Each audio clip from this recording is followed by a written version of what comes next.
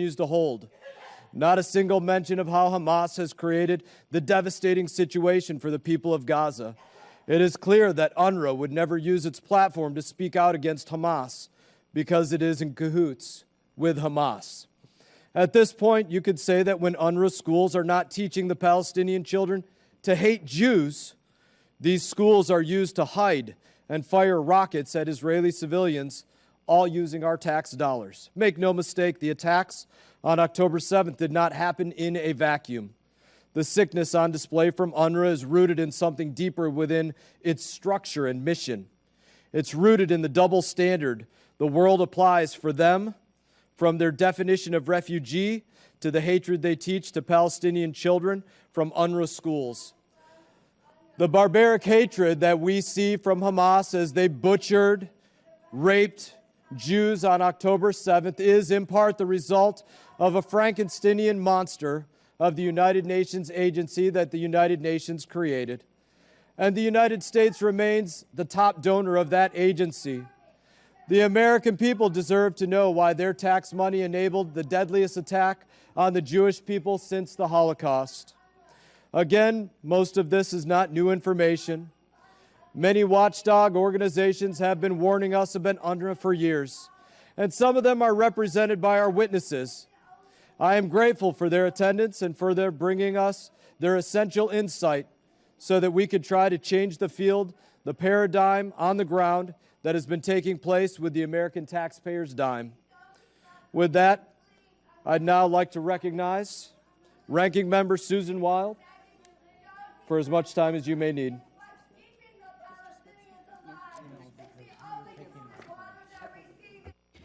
Thank you very much, Mr. Chairman.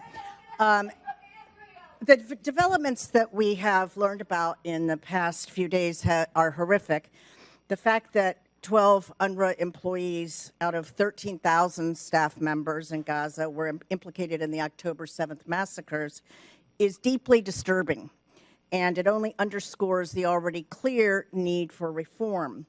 But the question we face right now is, how do we ensure that the innocent civilian population of Gaza that is facing famine does not pay an even steeper price in human life because of the actions of 12 horrific individuals and their actions? We know that for the civilian population in Gaza, UNRWA services have been a lifeline, regardless of what one thinks about UNRWA, its mission, or the many well-documented examples of its dysfunction. The facts on the ground right now are indisputable.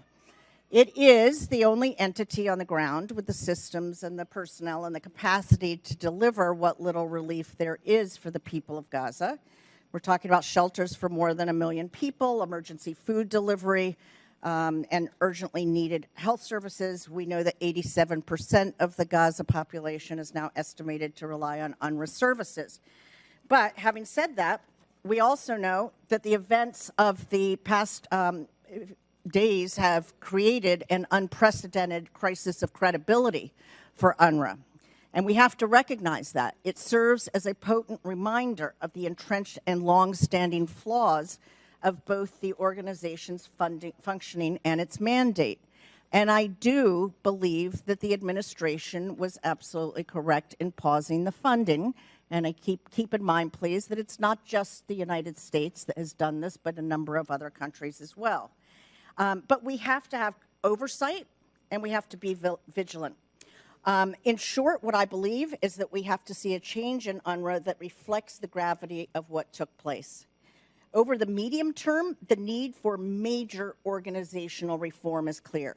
We have to prioritize reorganizing and restructuring aid for Palestinians in a way that better serves the needs of the innocent civilian people, but that also makes sure that the safety and security of the citizens of Israel is not affected, is not jeopardized by the fact that we are funding this humanitarian aid. And so I don't have a perfect answer. I am hoping that as I sit here listening to the testimony and listening to the members, that we will hear some constructive solutions free of politics that really will address this very important need for reform that we have, but that at the same time is cognizant of the fact that there are innocent civilians that are suffering, that are facing famine, and who unfortunately have Hamas as their government. And with that, I will yield back and just say that I hope we can all come together and find some sort of meaningful and constructive solutions for this. Thank you. Thank you, Ranking Member Wild. The chair now recognizes the chairman of the Subcommittee on Global Health, Global Human Rights, and International Organizations, the congressman from New Jersey, Mr. Smith, for his opening statement. Thank you very much, Chairman Maston. First of all, let me thank you that we are doing this joint hearing, bringing further focus and hopefully resolution, the beginning of resolutions to this horrific problem. Public pressure motivated by explosive new evidence that UNRWA employees were directly involved in the October 7th Hamas terrorist attack on Israel. The Biden administration last Friday, as we know, announced that it was, quote, temporarily paused additional funding for UNRWA while it reviews the evidence. With all due respect to the president, this was a long overdue response. Going far beyond the revelations of last week, however, there has been long been a massive and irrefutable evidence of UNRWA's extensive complicity and cooperation in Hamas's anti-Semitic, genocidal hate campaign. Like the Nazis before them, Hamas and their chief terrorism sponsor, Iran, they are committing genocide against the Jews. As many of you know, and many of my colleagues have read, and maybe some recently, the 1988 Hamas Charter demands the absolute destruction of the State of Israel and proclaims, quote, Israel will exist and will continue to exist until Islam obliterates it. Article 7 of the Hamas Charter demands the slaughter of all Jews. Quote, the day of judgment will not come until Muslims fight Jews and kill them. Then the Jews will hide behind rocks and trees, and the rocks and trees will cry out, O Muslim, there is a Jew hiding behind me. Come and kill him, close quote. Article 13 of the 1988 Charter of Hamas explicitly rejects initiatives for peace and reconciliation and states, quote, initiatives and so-called peaceful solutions and international conferences are in contradiction to the principle of the Islamic resistance movement. In its 2017 charter, building on the first one, Hamas reiterates its goal of wiping Israel off the face of the earth and says, quote, there is no alternative to a fully sovereign Palestinian state on the entire national Palestinian soil, with Jerusalem as its capital, close quote. In 2018, President Trump suspended all U.S. funding to UNRWA, and they survived without the 30% of their budget the U.S. typically provides. But tragically, in 2021, the Biden administration resumed lavish support from UNRWA without reform. The U.S. government has donated more than $1 billion to UNRWA since 2021. In fiscal year 2022, U.S. taxpayers gave UNRWA $364 million. In 23, $344 million. And in fiscal year 24, the U.S. is on track to provide $371 million. But the administration has failed to provide clarity about how much of this funding is affected by the pause announced on January 26th. Yesterday, joined by Chairman Mast and Chairman Wilson, we introduced H.R. 7122, legislation to prohibit our government from making any voluntary or involuntary contributions to UNRWA. A good deal of the evidence of UNRWA's involvement with Hamas and other terrorist groups, as well as educating children towards terrorism, that is, poisoning their minds, has been presented publicly at hearings, including 2 that I have chaired during the last 8 months. Those 2 hearings, one was on June 22nd and a second on November 8th. And we heard from some of the witnesses, including Hillel Neuer, who is here today. And the information is absolutely devastating. How these children from the earliest days of their lives are trained in hate for Jews and for Americans. Now we've heard how UNRWA's textbooks, curricula, summer camps, and official media are all infamous incubators of hate. And we've seen the evidence of its teachers' administration's involvement with Hamas. They don't make their case. As you can see, the hatred coming out of that particular man is so sad. UNRWA, the UN Relief Works Agency, was set up, as we know, in 1949 to provide aid to relief to refugees. 75 years later, it's still going, which is absurd in a way, since nearby Arab nations will not permit the former to integrate into their societies. UNRWA provides education in hatred of Jews for the vastly expanded number of children, grandchildren, and great-grandchildren of the original refugees. UNRWA's textbooks, and I've had meeting after meeting on this, including hearings, where we've actually read through the textbooks, filled to overflowing with anti-Semitic hatred. This is all, this is serious. Aspects of its anti-Semitism is so twisted, I won't describe all of them here, but they talk about martyrdom, suicide bombers to children. A new report by the UN Watch, carefully documents, quote, how UNRWA teachers in a 300-member UNRWA staff Telegram group cheered and celebrated Hamas's October 7th massacre, while at the same time they were asking about their salaries. When are they going to get paid? The UNRWA staff in the group shared photos and video footage of those events and prayed for the terrorists' success and for Israel's destruction in clear violation of UN rules. Thank you, Hillel, for being here today, for testifying about this. Similarly, Impact SC has recently published 3 reports analyzing, quote, hundreds of pages of teaching materials revealing that content glorifying terrorism, inciting violence, and promoting anti-Semitism is actually included in UNRWA's own materials created by UNRWA staff for UNRWA students. Thank you, Mr. Schiff, for joining us to bear witness to that ugly, ugly truth. And Mr. Goldberg has pointed out, UNRWA doesn't recognize Hamas, Islamic Jihad, Hezbollah, or the PFLP as terrorist groups, does not submit staff, contractors, or beneficiaries for U.S. counterterrorism vetting. It indoctrinates generation after generation to hate Jews, to hate Israel, and prepare for genocide. For UNRWA, terror finance is a feature, he points out, not a bug, close quote. Thank you, Mr. Chairman. Thank you, Mr. Smith. Chair now recognizes Mr. Crow for 5 minutes. Thank you, Chairman Mast, and thank you to our witnesses for being here today. The United Nations Relief and Works Agency for Palestine Refugees in the Near East, or UNRWA, was established in 1949 with a mandate to provide humanitarian assistance and protection to registered Palestinian refugees. In carrying out this mandate, UNRWA has provided humanitarian assistance, including food, shelter, and medical care in 5 areas, including the West Bank, Gaza Strip, Jordan, Lebanon, and Syria.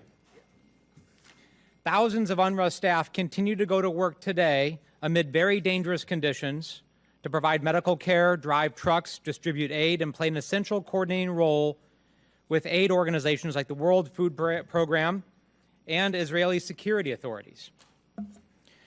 Now, I am also deeply troubled by the allegations made last week about the 12 UNRWA employees that may have been involved in the horrific October 7th terrorist attack.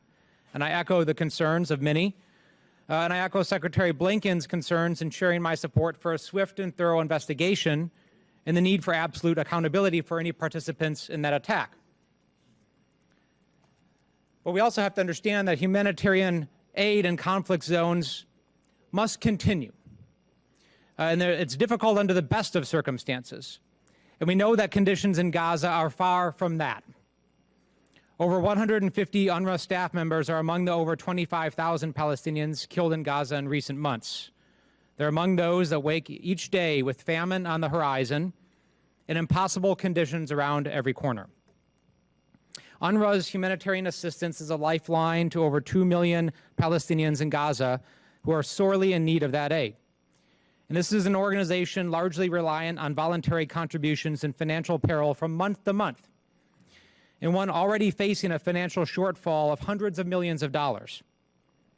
It is also a lifeline to 3 million Palestinians living in Jordan, Lebanon, and Syria.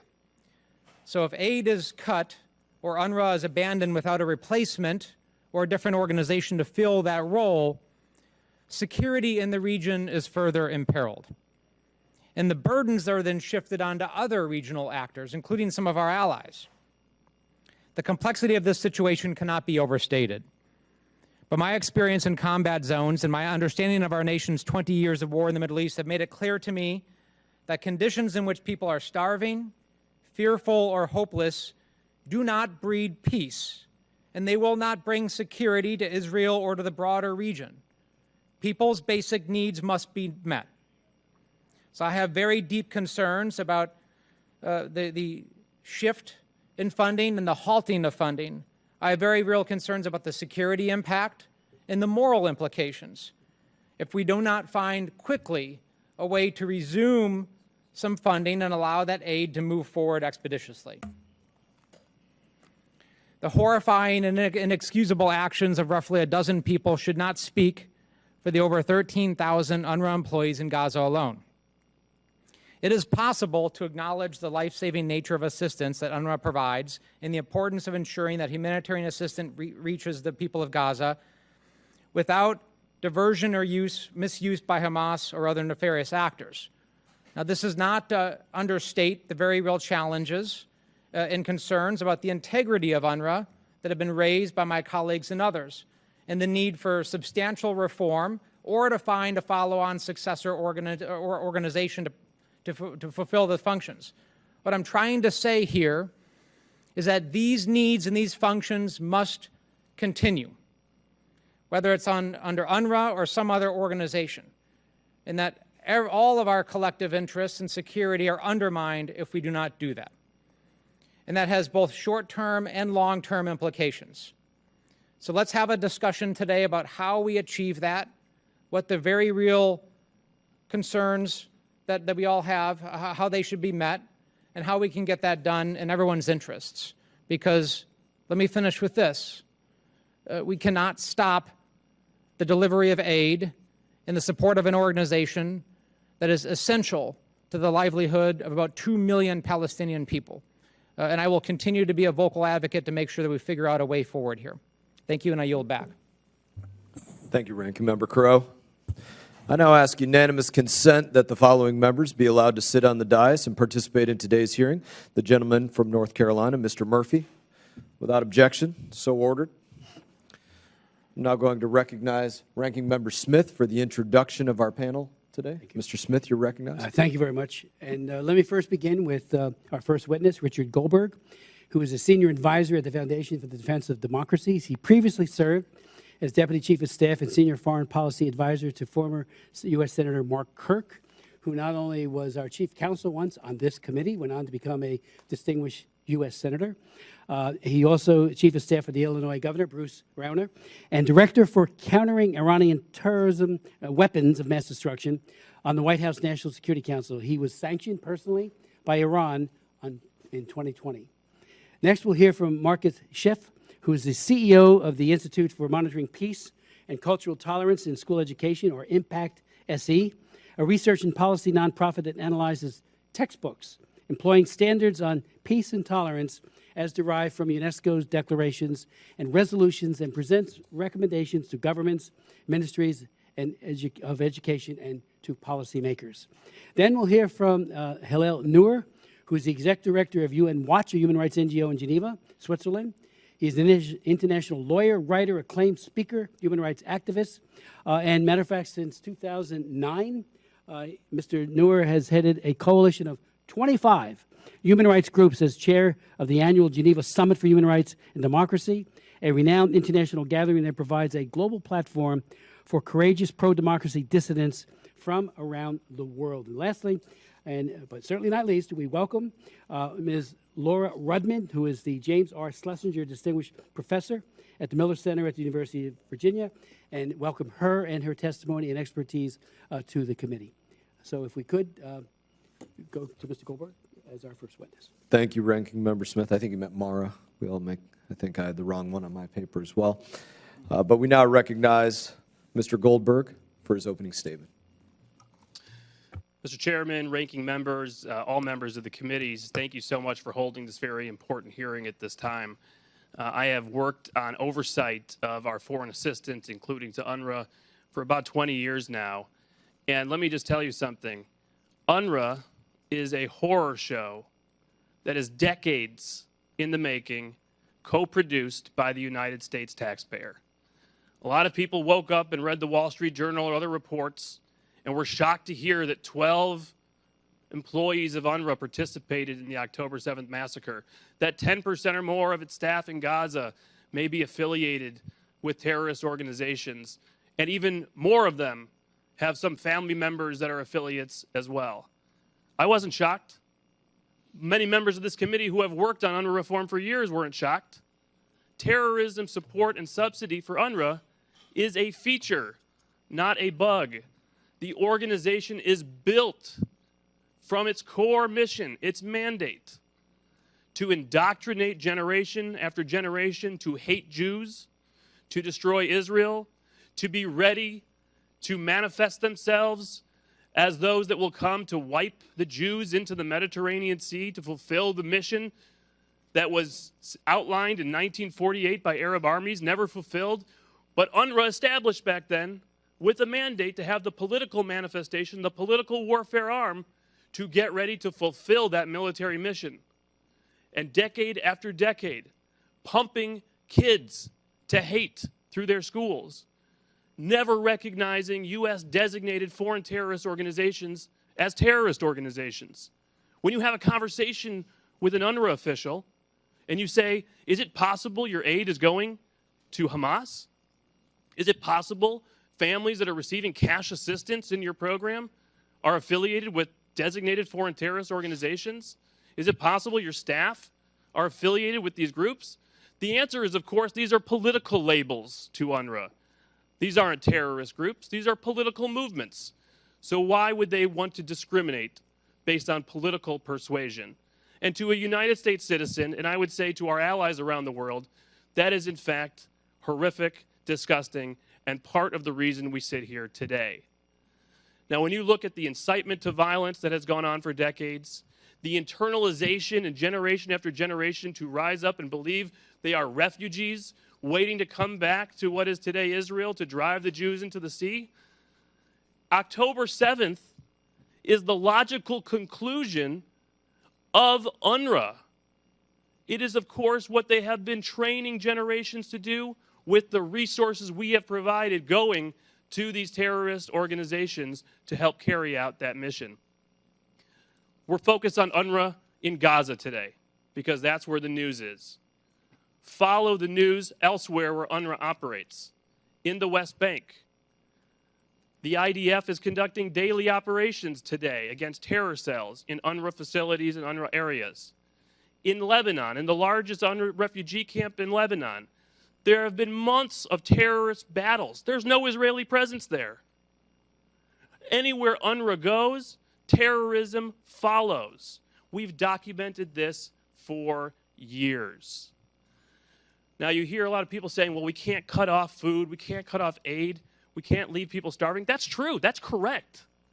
Nobody is calling for that. If only we had another organization that was built to help refugees around the world and internally displaced persons around the world. We should think of such an organization. Oh, that's right, it exists. The UN High Commissioner for Refugees. If only we had an organization built to distribute food aid. That's right, we give them billions of dollars. It's called the World Food Program. If only there was an organization for children and for schools and education and for healthcare.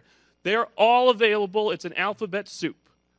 The only reason to remain dedicated to supporting the terror, financing, incitement promoting, genocide promoting UNRWA is to help UNRWA keep Hamas in power in Gaza, promote terrorism incitement against Israel, and maintain a mandate that the region has moved on from, and that is to hate Israel, destroy Israel. The Arab armies that failed in 1948, that set up UNRWA as a political weapon, have moved on.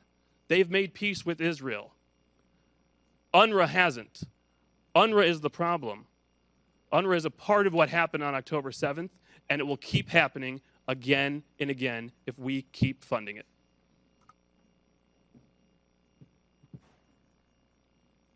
I want to thank you, Mr. Goldberg.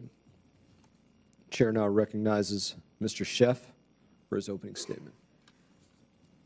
Chairman Smith, Chairman Mast, Ranking Member Wild, Ranking Member Crow, members of committee, thank you.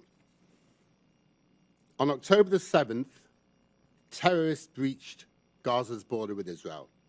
The result was catastrophic. They raped children, women, and men, burned families alive, beheaded, and murdered. They abducted babies and the elderly. 132 are still being held in dungeons in Gaza. And we know that UNRWA Gentlemen will employees... suspend for a moment.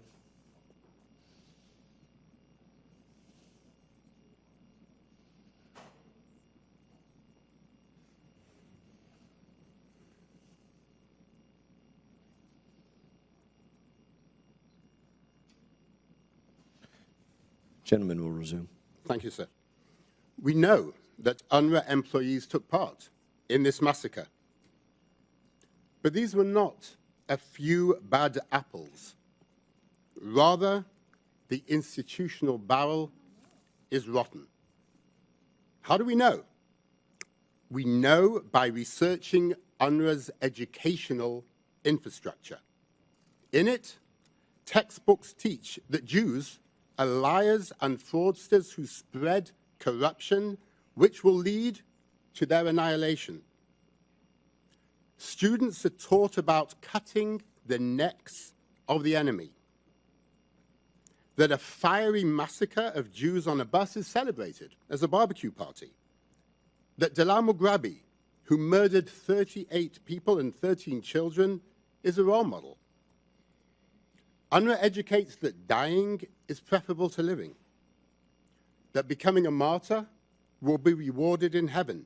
First graders are taught the alphabet by learning the words for attack and martyr. And fourth graders are taught addition by counting martyrs. These are just a handful of examples of incitement which runs like a thread, a strategy, throughout the Palestinian curriculum which is taught in UNRWA schools. And our research shows the same violent, jihadi educational materials are created on a large institutional level by UNRWA staff.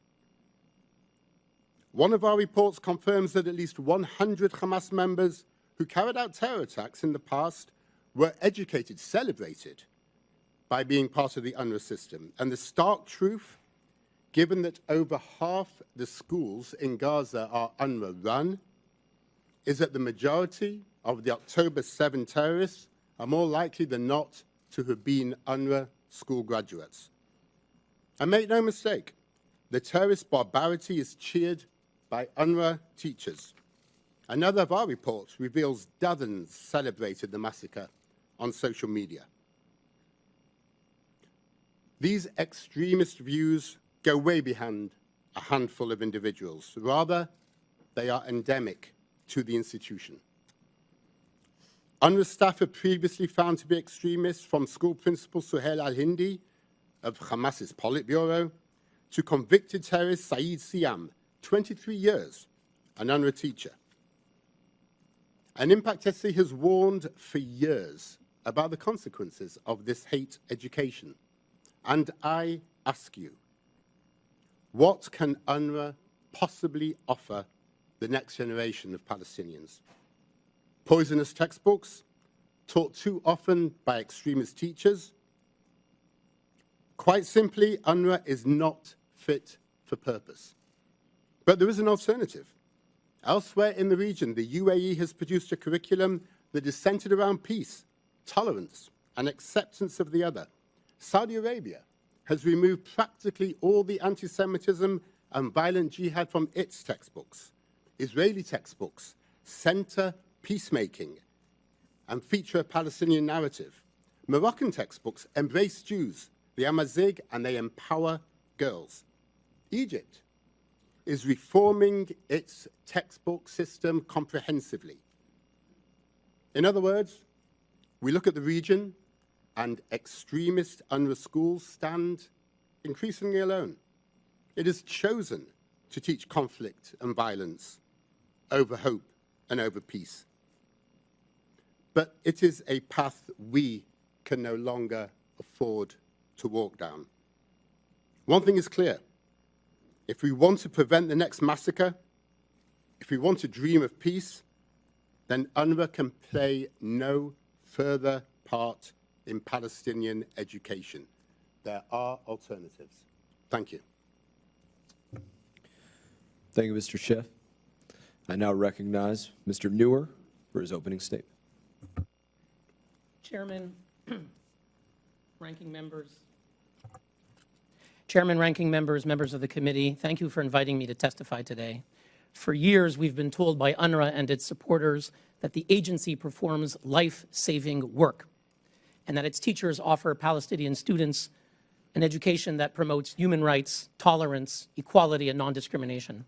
Today, more than ever before, and I mean literally today, in light of the bombshell news reports in yesterday's Wall Street Journal, Reuters, and elsewhere, we now know this has been a lie.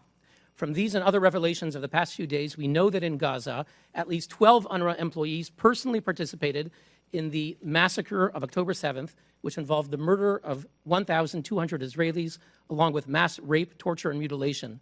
Secretary of State Blinken said yesterday, these intelligence reports are highly, highly credible. The world also learned yesterday that 1,200 UNRWA employees in Gaza are part of Hamas or Islamic Jihad, meaning actual operatives within the political and military organizations. Finally, an estimated 6,000 UNRWA employees, being half of the workforce in Gaza, have close family members in these terrorist organizations. Now, UNRWA's top donors, the United States, Germany, Britain, Canada, and many others, have just announced they're freezing funds. Now, accordingly, I've come here from Geneva to bring before the Congress our case against UNRWA. I've come here to ask the Congress of the United States, which is the largest donor to UNRWA at over $300 million a year, to not just suspend, but to end the funding for good, and to take the lead in dissolving an organization that is riddled with incitement to hate, involvement in terrorism, and the perpetuation of war. Members of the committee will find all of the evidence that I present here on our website at unwatch.org under the case against UNRWA. Now, on Friday, Secretary General Guterres announced that he was, quote, horrified to learn that members of his UNRWA staff were implicated in terrorism. Members of the committee, I'm here to bear witness and testify that Secretary General Guterres, the head of UNRWA, Philippe Lazzarini, their predecessors, their senior colleagues, could not possibly have been shocked that UNRWA employees are implicated in terrorism. Because for the past 9 years, and Chairman Smith knows this very well because he's been on this issue and he's invited me to testify, we've been uncovering, publishing, and submitting to the UN, to UNRWA, evidence of widespread and systematic incitement to jihadi terrorism, the praise of Nazi leader Adolf Hitler, calls to slaughter Jews on the part of UNRWA teachers, school principals, and other employees. These reports range from 10 to 200 pages. For example, just in November, we sent a report on 20 teachers who celebrated the October 7th massacre. In March, together with Impact SE, we identified 133 UNRWA teachers and staff who promoted hate and violence on social media. In June 2022, we released a report called UNRWA's Teachers of Hate. It included the following Facebook post by Elham Mansour, quote, an UNRWA teacher, quote, by Allah, anyone who can kill and slaughter any Zionist and Israeli criminal and doesn't do so doesn't deserve to live. Kill them and pursue them everywhere. They are the greatest enemy. All Israel deserves is death. This is an UNRWA teacher statement on Facebook. We sent it to the UN. They did nothing. We sent them reports in 2021, 2019, 2017, 2015, numerous reports. They never contacted us for information. They refused our repeated written requests to meet to discuss the problem.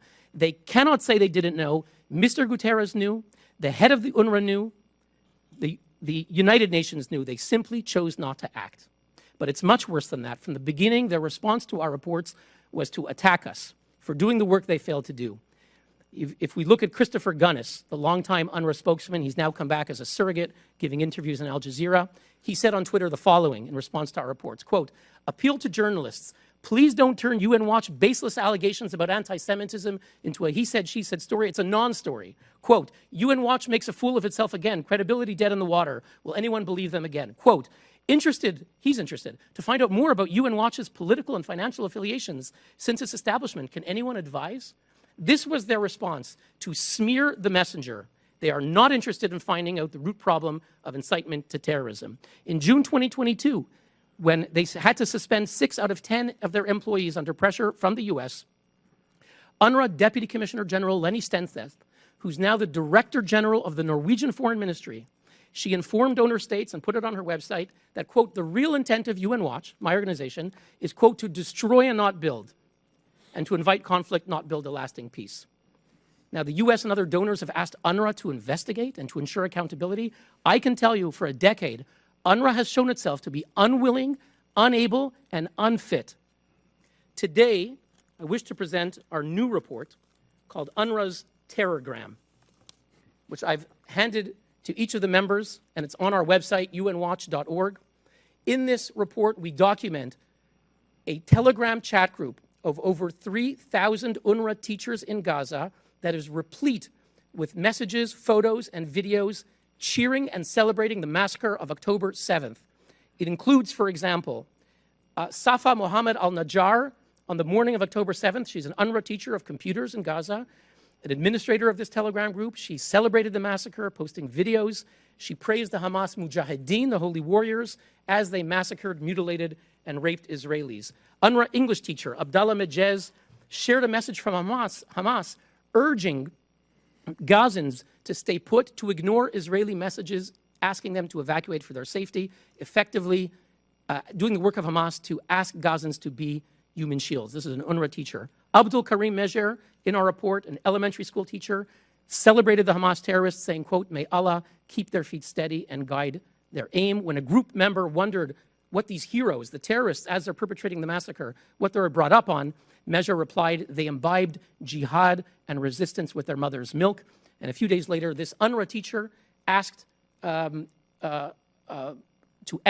asked Hamas to execute their Israeli hostages.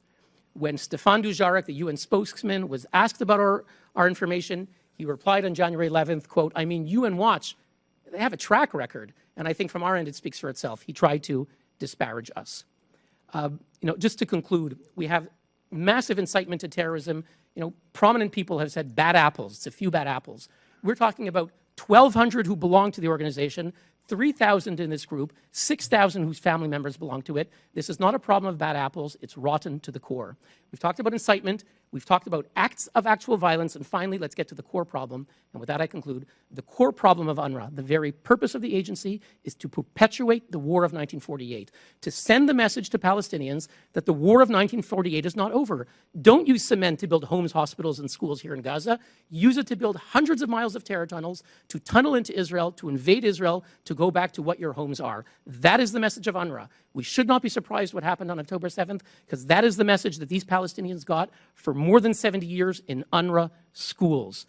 UNRWA is a failure. We have to recognize what the Swiss Foreign Minister Ignazio Cassis said. This is a country historically that supports the UN. He said the following, I quote, UNRWA has become part of the problem. It supplies the ammunition to continue the conflict. By supporting UNRWA, we keep the conflict alive. It's a perverse logic. And I'm here to say, if the United States and other governments that fund UNRWA truly care about helping Palestinians and Israelis, it's time to put an end to this perverse logic. We're asking the Congress to take the lead in dissolving this agency. Thank you very much. Thank you, Mr. Neuer. I now recognize Ms. Rudman for her opening statement. Thank you. And I thank Microphone, ma'am. Thank you. And I thank the subcommittee chairs and ranking. If you could speak member. into it just a little bit more, I think Doing my everybody will hear best. you better. Thank you. I'd like to thank you and the ranking member and Subcommittee Chair Smith, members of the committee, for the opportunity to appear before you. I have warm memories of my service on this committee staff as legal counsel under Chair Lee Hamilton. So much of how I learned to approach U.S. foreign policy and the important oversight responsibilities of this committee, I attribute to the tutelage of Lee Hamilton. Of course, I alone am responsible for my statement here today. In my written testimony, I discuss, first, the U.S. national security interests at stake in this topic. Second, Palestinian basic needs historically, particularly in Gaza, and why meeting them is intrinsic to Israeli security and regional security and stability. And third, why I continue to see a case for U.S. support for UNRWA and or other UN entities with appropriate oversight and related pauses where necessary until and unless alternatives are created. Such support is critical for serving U.S. national security interests and sustainable security for the State of Israel. In my brief time with you now, I want to highlight 5 key points. Number 1, I am not here to defend UNRWA, which has many shortcomings, well documented, including here today. So let's start with its most immediate failures. We've talked about those. They fired 12 staff who, based on reporting and the strength and rapidity, I would say, of the U.S. pause as well on funding, were clearly operatives who participated in the barbaric ISIS-like Hamas attack on Israelis. And there are allegations that more of the 13,000 Palestinians on UNRWA's payroll may be affiliated in some way with the Hamas movement. In my experience working with Israeli military, Palestinian leaders, and UN officials, I found some in UNRWA leadership to tend toward the sanctimonious, too often painting only in black and white, when the reality was much more often a continuum between the two. And in so doing, they rarely acknowledge faults or shortcomings within their own organization. This has rendered them on occasion blind and often blinkered in their outlook. 2, UNRWA's mission is unique, and it is critical to Israel's security and regional stability. UNRWA is mandated to provide assistance and protection specifically to some 5.4 million registered refugees, as has been pointed out, in Gaza, the West Bank, Jordan, Lebanon, and Syria. UNRWA's mandate includes providing education, healthcare, social services to its target population, as well as employment and direct relief. There is no other organization right now, it's not WFP, not UNHCR, that is set up to be able to take the reins tomorrow and fulfill this. UNRWA employs 13,000 Palestinians in Gaza. It's the single largest employer in Gaza. It runs the only public school system in Gaza. A majority of the 2 million Palestinians in Gaza depended on UNRWA assistance before October 7th. For the services UNRWA provides to a desperate population, there is no substitute at this time. It does not mean that there are opportunities to create ways forward. But in terms of what they're doing right now, there is no substitute. And they are providing for the most basic needs, number 3, the most basic needs of Palestinians, which is part and parcel of providing for security for the State of Israel. Having 2 million famished, increasingly desperate people, long treated as expendable by de facto Hamas rulers, with no ability to move and limited ability to provide for themselves and their families within walking distance of southern Israel, threatens Israeli security and stability. Palestinians who are food secure and able to sustain themselves and their families, and have a political horizon that will one day realistically offer a better future for their children, alongside a State of Israel, are Palestinians less likely to be drawn to or be forced to serve terrorist forces such as Hamas. Number 4, Israeli military officials long have been committed to getting humanitarian assistance into Gaza. Israeli military officials. I know from the countless hours I spent with them on the details, they prioritized doing so because they saw it as directly serving Israeli security interests. They worked closely with UNRWA leaders and other UN officials to devise the most effective and secure means for executing these aims. They did so appreciating that there was risk involved, but they saw far greater risk to their country and to their security if goods were not able to flow, and they knew these UN entities were vital actors to ensure provision of such services in Gaza in particular. 5, U.S. aid to UNRWA is key to meeting basic needs of Palestinians, particularly in Gaza, and that's critical to Israel's security and to U.S. security. For that aid to resume, we need a framework to assess what has gone so terribly wrong with the agency and whether it can be righted with internal reform or requires a transition of responsibilities to another organization within or outside the UN. The development and oversight of the audit necessary for such assessment should be led from outside of UNRWA, no question. I have some thoughts on who could do that. Aid must resume to UNRWA at the same time, though, as the assessment is being carried out. The United States, Israel, the world cannot afford the risk of famine taking root in Gaza. That problem will not stay in Gaza. It's very directly threatening to the security, and stability of Israel and the region, and thus the United States. Thank you. Thank you, ma'am. I now recognize myself for questions, and I'd like to start with you, looking at some of your comments here. You said that you're not here to defend UNRWA, but you did also say in your comments that you are here to make the case that we should continue to support UNRWA. Kind of sounds to me a little bit like having your cake and eating it too. But I want to ask you a few questions about this. Do the Rohingya have an UNRWA?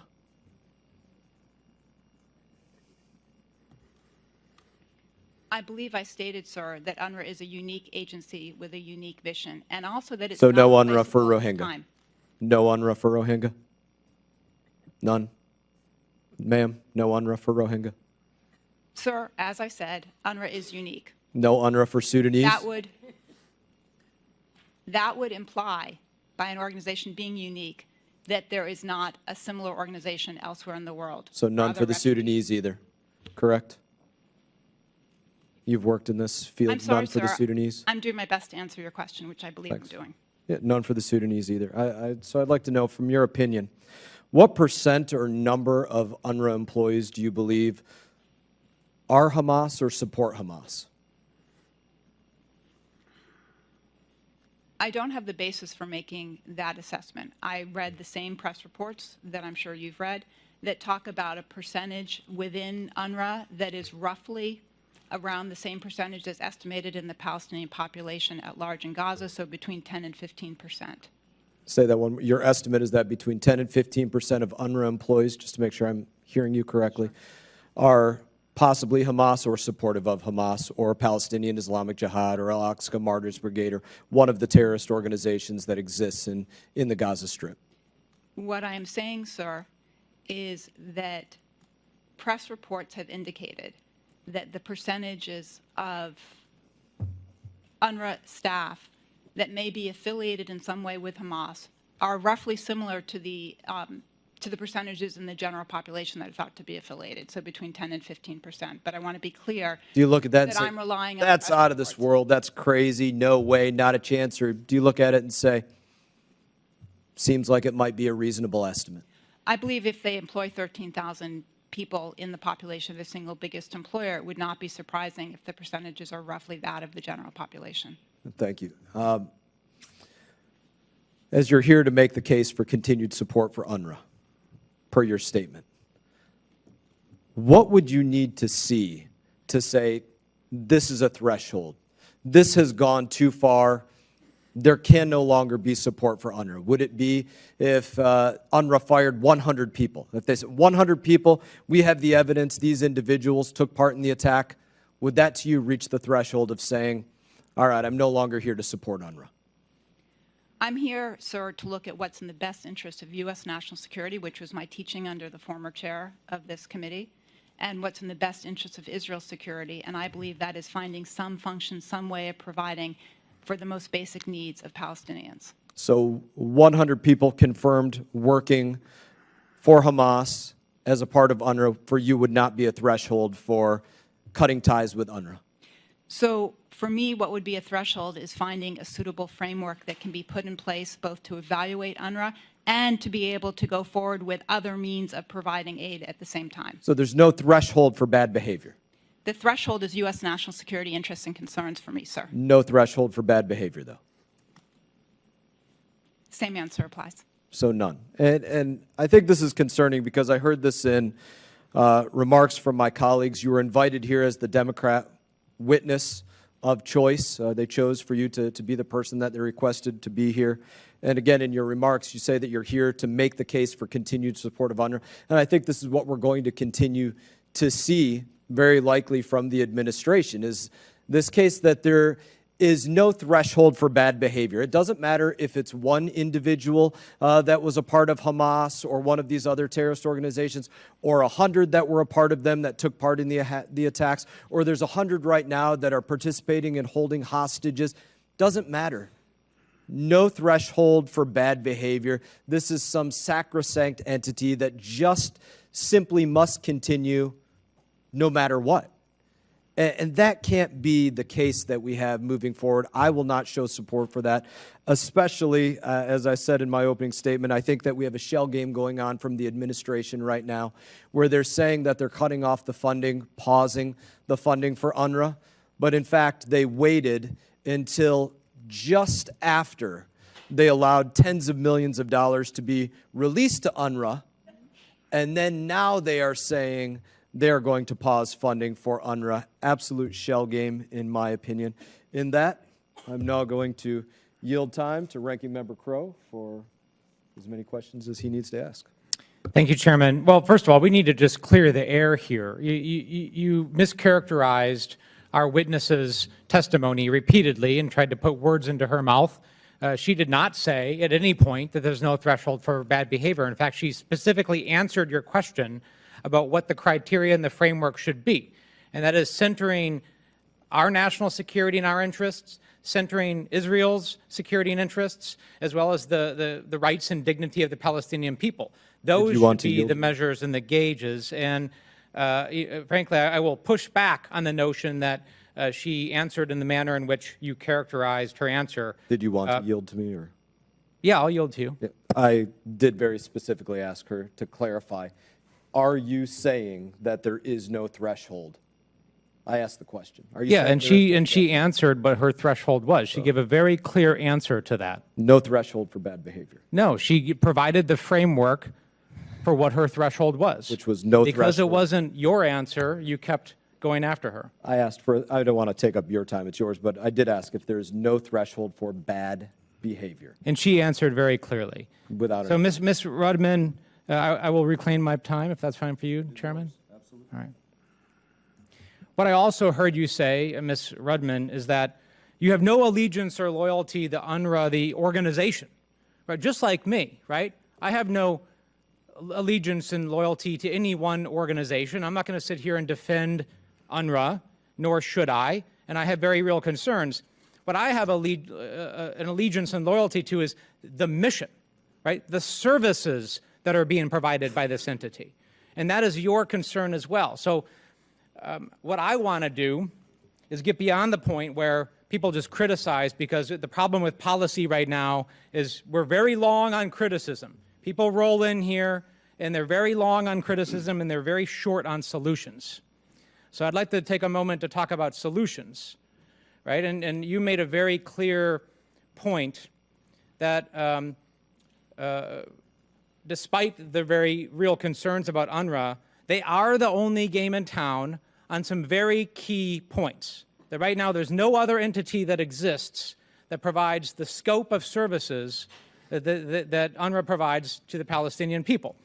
So could you explain for us for a moment, given your vast experience in this area and the substantial time that you've spent personally in Gaza, how we would go about identifying those core services and transitioning them either to existing organizations that currently don't provide those services or to create a new entity that would still do it. Because at the end of the day, there are very important things that need to happen, right? And services that need to be provided. So how do we get there? Thank you, Representative Crow, for your comments and for the question. I think that the most basic needs, I'm going to put, though I recognize for this panel, education is a primary focus. I would focus first on food and water and electricity, understanding and appreciating the importance of education as well. And so I would look at the structures inside Gaza, the staffing and the employees. As we've talked about, UNRWA has many more than they have the whole infrastructure inside. So how do you replicate that? That would require figuring out whether it's UNHCR. I think less likely. UNDP is quite active in Gaza, but again, not anywhere near the numbers. World Food Program that handles distribution and goods going in and out, but not with, again, staff on the ground to carry out the delivery of these means. There are ways you might be able to divide the responsibilities among and between, but you're still going to need screening mechanisms, auditing mechanisms, things to ensure that what has happened with UNRWA and their staff is not replicated elsewhere. What I can tell you is that the Israeli military, recognizing absolutely the importance of getting goods into Gaza, does not want to be, ought not to be, for a variety of reasons, in Gaza responsible for distribution of that food. They're quite active on the crossing points and have been historically, again, pre-October 7th, at Nero's and at a couple of the other crossing points. Thank you, Karen Shalom, and so watch very closely goods coming in and out and have kind of strict means for that. So there are roles, again, for Israeli military, but they are not inside Gaza. So what I would do is figure out exactly who does what, who has which resources in which ways, how do you make sure that food and water, the basic necessities, are getting into people, and how you develop the mechanisms to better screen staff who are working for any of these agencies at the same time, not just UNRWA. And because UNRWA is an organization that historically lives paycheck to paycheck, so to speak, and the United States and I believe 9 other countries at this point have joined the U.S. in cutting funding, and I've seen estimates that funding will run out by mid-February. Is it your professional opinion that what you just described could be accomplished in 2 weeks? Or do we really need to look seriously at, an interim gap measure, or to resume some limited funding with appropriate oversight to make sure people don't starve to death in that time? That's exactly my concern. I don't think it can be reserved, and it can be put in place by flipping a switch. And it will take time. I think it's important that it be done. I think there are ways of doing it, but it's not going to happen in a week or two. And I heard that the view that there's much more money out there. UNRWA is very much paycheck to paycheck, probably like still paying last month's debts. And the United States and Germany are about kind of over 500 million between the two. So quite a significant impact. So there needs to, my view is there needs to be some transition plan, which I recognize is not, and I don't speak for the United States government, I have not heard what their plan is on that front. Okay, thank you. I yield back. Thank you, Mr. Crow. And I would say that I do not have an allegiance to UNRWA's mission. My allegiance is to America and Americans singularly. I now yield to Ranking Member Smith. I appreciate that. Mr. Goldberg, you talked about the horror show, and I think that was a very apt description of what UNRWA does. I mean, do you know of any instance where an UNRWA employee or leader dissented from Hamas and offered a vision that was inclusive and respectful of Jews? Mr. Schiff, you talked about the hate and violence being endemic. When I was growing up, I remember 8 or 9 years old, I saw the musical by Rodgers and Hammerstein called South Pacific, and there was one song that as a young kid caught my attention, and I've thought of it ever since, and all of my human rights work, and I do a lot of it, because it talked about hate. 2 of the paragraphs, of the song, you've got to be taught to hate and fear, you've got to be taught from year to year. It's got to be drummed into your dear little ear. You've got to be carefully taught. You've got to be taught before it's too late, before you are 6 or 7 or 8, to hate all the people your ancestors, relatives hate. You've got to be carefully taught. In my opinion, and I've been at this, I served with Lee Hamilton, I've been raising UNRWA issues for decades. We've given them, as a U.S. government, $7 billion years to date. And we get crickets back. We get false reform that never happens. There's no transparency. And unfortunately, it has gotten worse over the years. And we've seen the results. One generation of young people after another who wants to kill Jewish people, who hate Jewish people, have an absolute ugly caricature of who Jewish people and Jewish kids and adults actually are, and dream of the day when they are all killed. I mean, is there anybody in an UNRWA camp or in an UNRWA school that dissents from the Hamas Charter of 1988 and stands up and say, that charter is an outrage when you talk about human rights? Do they? I don't see them doing it. If they do, what happens to them? Ms. Hillel, you talked about bombshell revelations. None of this is a bombshell to you or me and others who've been following this. I've met with the UNRWA board over the years. They always have a nice, slick presentation that sounds like, wow, what are we talking about? They know better than us. And yes, I understand why the Israelis, as a matter of necessity, would have to do some kind of accommodation. What else are they going to do? When the entire international community, including the United States, are all on board of saying this is the means to the end. I believe that the people in Gaza do need to get food, clothing, shelter, and their children need an education that is free of anti-Semitic hate. That's what they deserve. This brainwashing, frankly, in my opinion, is child abuse of these kids. You wonder why they're filled with all this hate. They're taught year in, year in, year in, year. And so if you want to comment on that as well. I do believe we need a new platform. I don't know if the UNHCR or any of those, maybe, necessity is the mother of invention. This has to be the pivot point, what has happened with UNRWA now. And the international community, including the Biden administration, and if he gets another term or whoever follows, has to say enough is enough. Otherwise, this will be happening again. A couple of years, we'll have another instance like this, and we'll have more kids toting AK-47s and rocket grenade launchers and other means of violence who are killing innocent people. As you said, Mr. Schiff, about the burning bus. You see that bus burning, and they're celebrating. I mean, that is disgusting on steroids. And I do hope you would speak to what might be a follow-on group. But they say we're going to go right back to UNRWA, and we're going to go right back to the same teachers who have been inculcating this hate-filled agenda, which is poisoning those kids. Those kids need. We see it with child soldiers in Uganda. Remember all those years? I've worked on all of that too. These kids needed to be deprogrammed and find a way out of the hate that they have been that has been inculcated into their hearts, minds, and souls. In this case, by their teachers. So, if you could speak to that, sure, Mr. Schiff or Mr. Goldberg. Go ahead. Sure. I've never heard that musical reference before. Extremely apposite, and thank you so much for that. Yes, textbooks are uniquely authoritative, especially in the MENA region, in the Middle East, where you get one book, one grade, one subject, and they carry the values, the identities that leaders wish to pass down to the next generation, for good or for bad. This is how we create the societies of the future that we want to see, through these textbooks, through education. And of course, for bad, we know that one of the first things that Hitler did when he came to power was change the textbooks.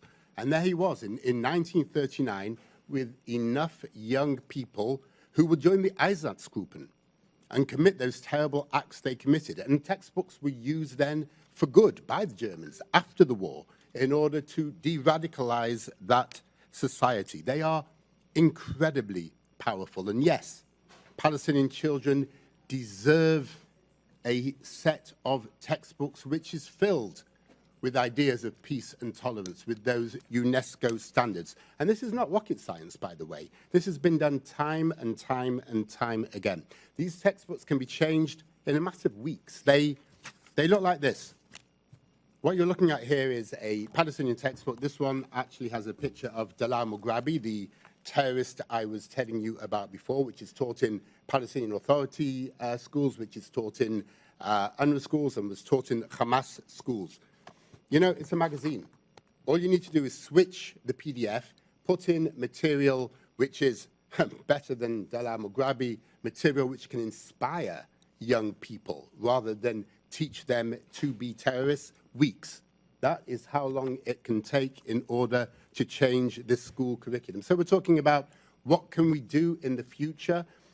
Again, this can be done really simply.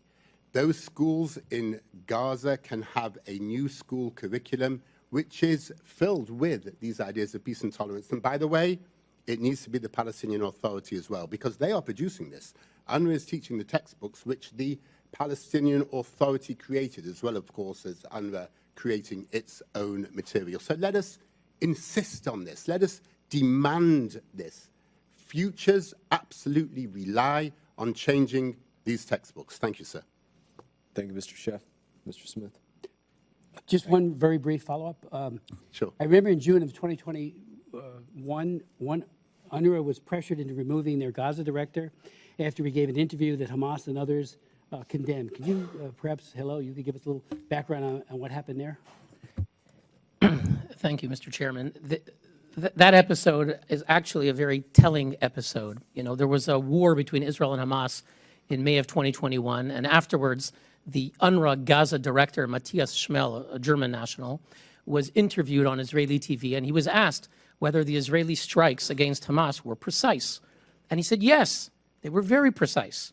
And he wasn't thinking when he gave his answer to adhere to the Hamas script, which UNRWA officials invariably do and everyone else in Gaza does, because it's an authoritarian terrorist regime. If you don't follow the script when you speak to the media, when you're going to get in a lot of trouble. You're going to get hurt very badly. And he said, he conceded that Israel's strikes against Hamas were very precise. They were able to hit a precise point when they were successful and not hit civilians and so forth. And moments later, there were protests orchestrated by Hamas throughout Gaza. There were pictures of him photoshopped onto an Israeli military uniform as if he was an Israeli, even though he's someone who is quite anti-Israel for many years. But because he slipped in his interview, he was deemed persona non grata, protests against him and his deputy, and he was forced to leave. Hamas forced the head of UNRWA in Gaza to leave.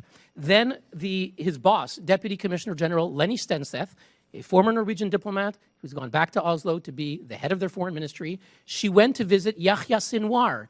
He is the evil mastermind of the October 7th massacre, someone who kills people with his own hands, Palestinians with his own hands, who he considers collaborators, a vicious murderer. She went to see him. This is their headline in a newspaper.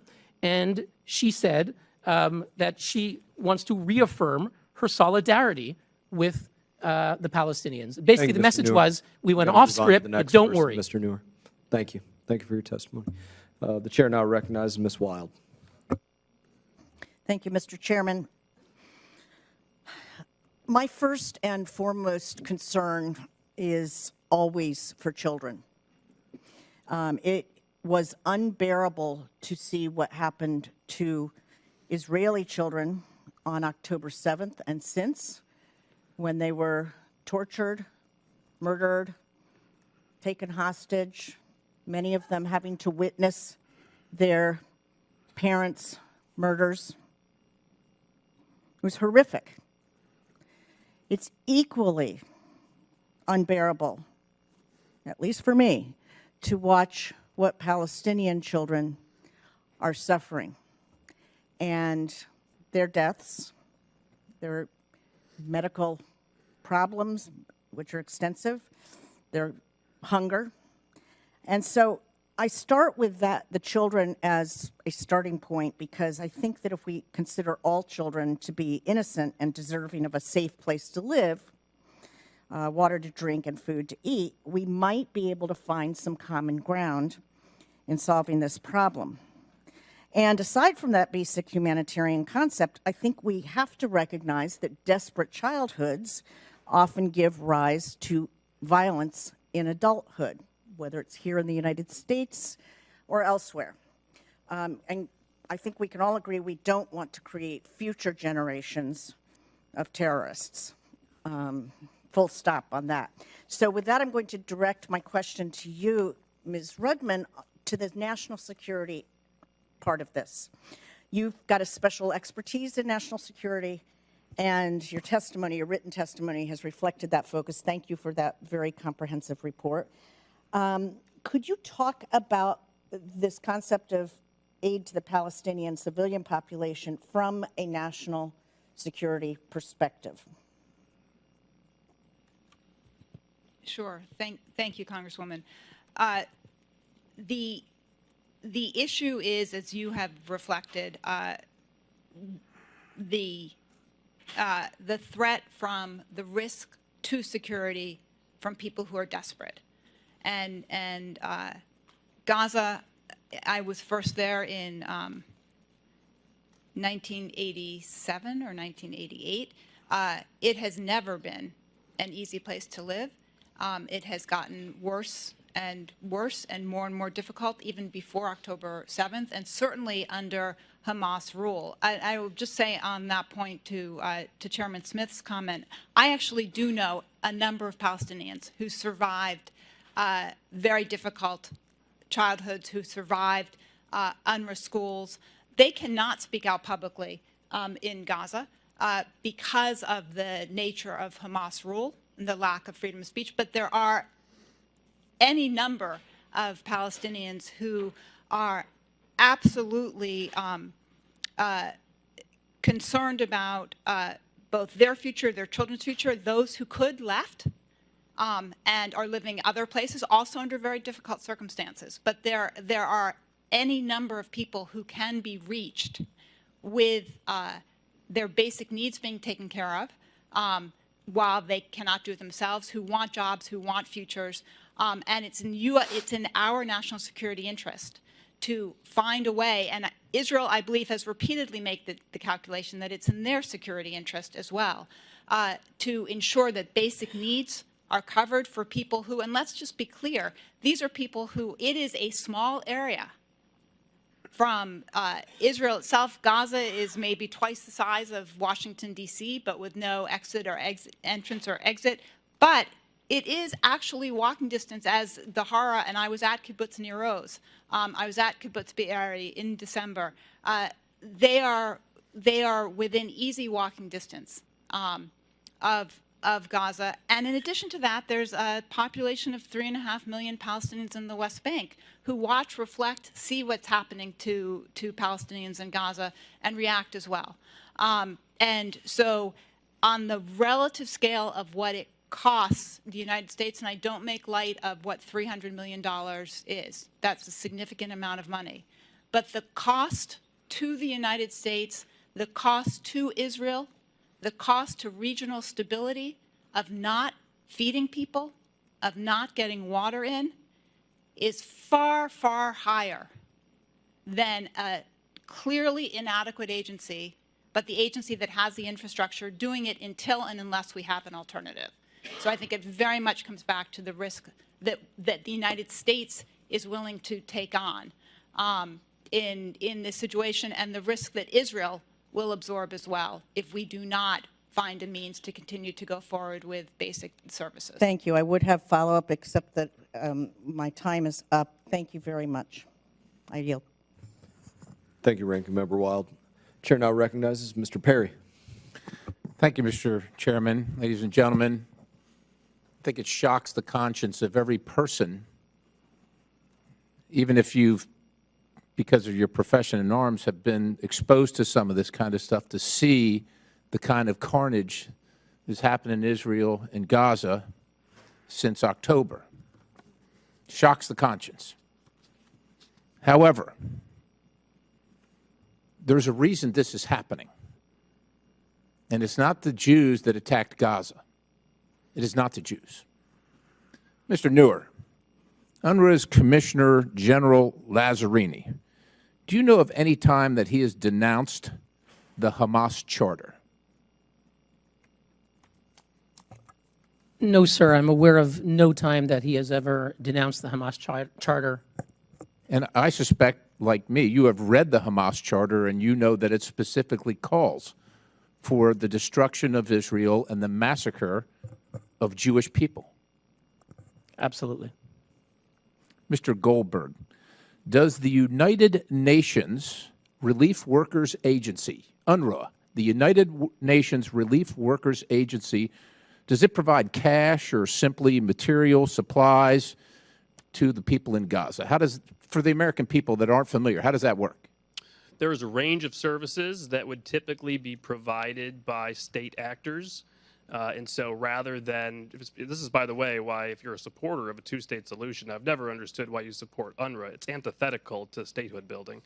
But there are a number of range of local government type services, streets and sanitations, housing, education. So a lot of services that are being provided.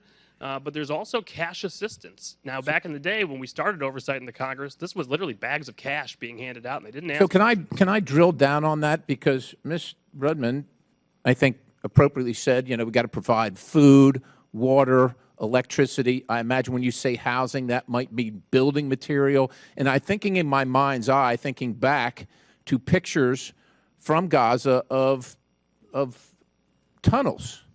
Tunnels are hard to build. You know, you need equipment.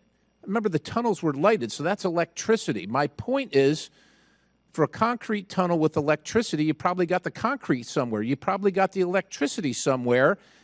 And it's reasonable to believe, I think, that the American taxpayer has been a part and parcel to funding that stuff. Is that a stretch for me?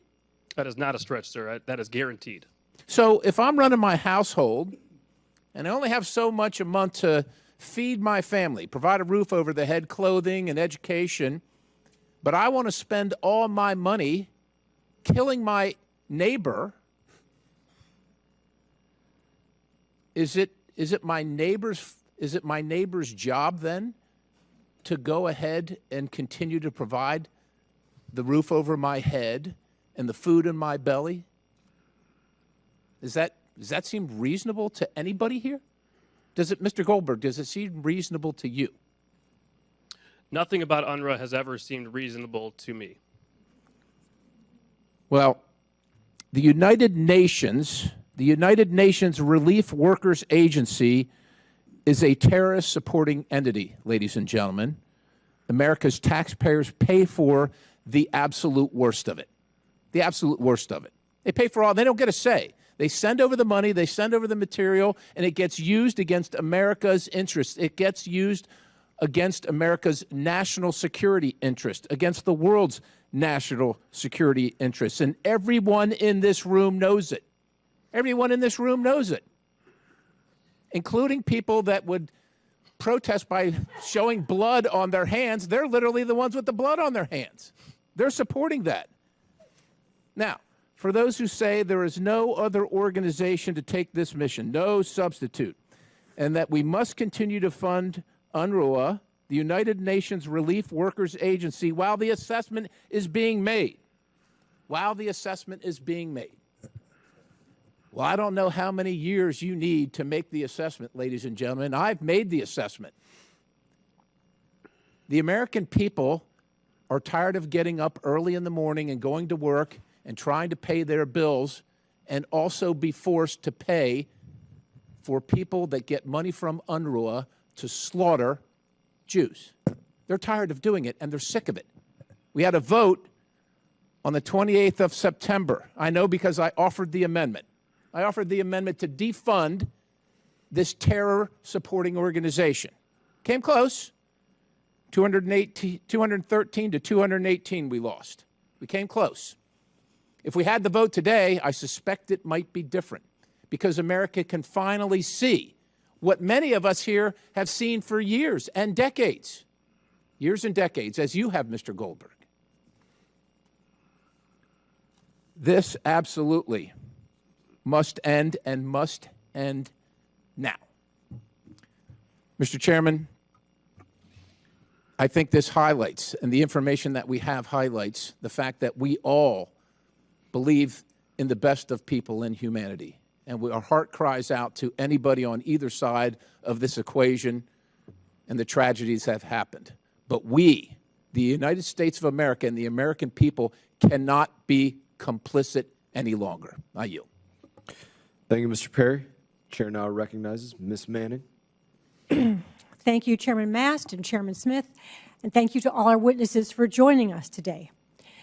I am outraged by reports that at least 12 of UNRWA's own employees participated in or helped plan the heinous October 7th terrorist attacks against Israel, attacks in which 1,200 innocent civilians were brutally murdered and hundreds were taken hostage, with many, including young women and children, who are still being held by Hamas.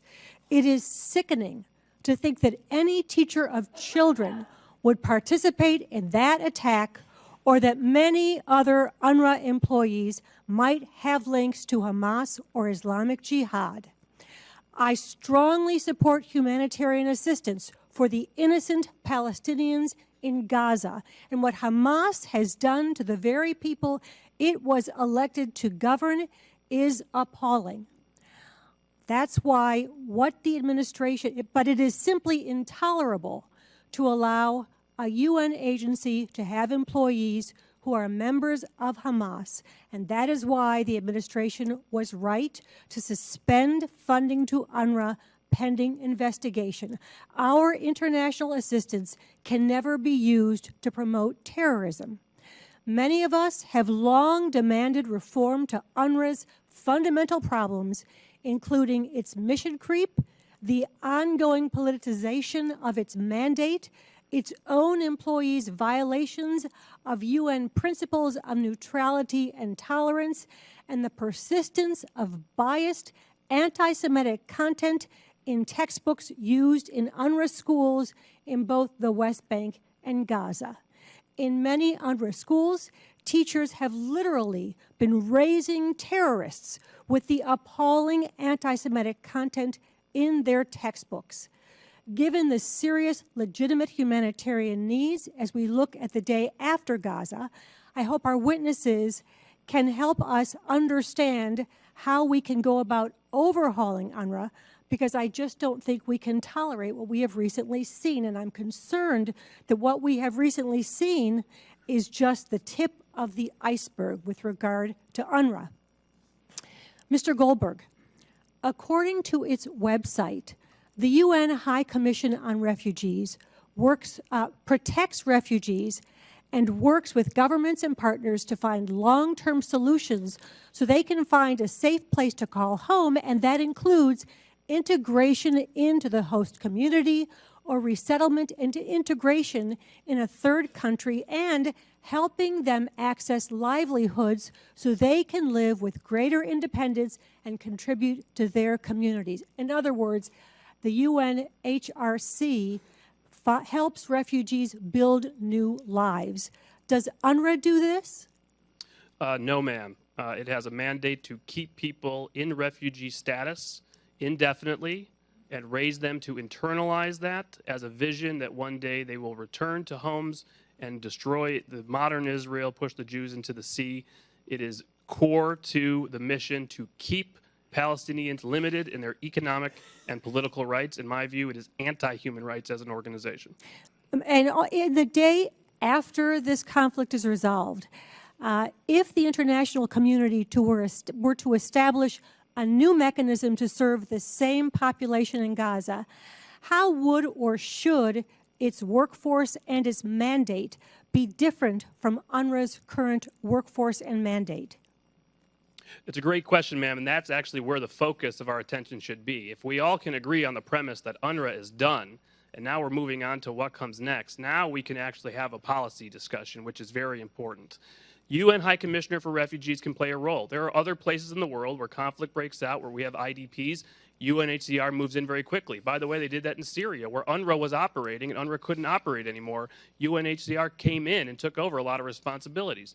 We have the World Food Program, we have UNICEF, we have other organizations, but also, if we get to a place where Hamas is finally out of control of Gaza, where we get to a place where we have reform in the Palestinian Authority, at some point we also have to talk about moving this out of a multilateral system into a bilateral aid program with true oversight, metrics for success. How are you moving people to economic success, political prosperity, openness, etc.? If you're just looking at handing a check over to an organization that just keeps people in despair, you're going to get more people in despair. You're going to get the terrorism you don't want.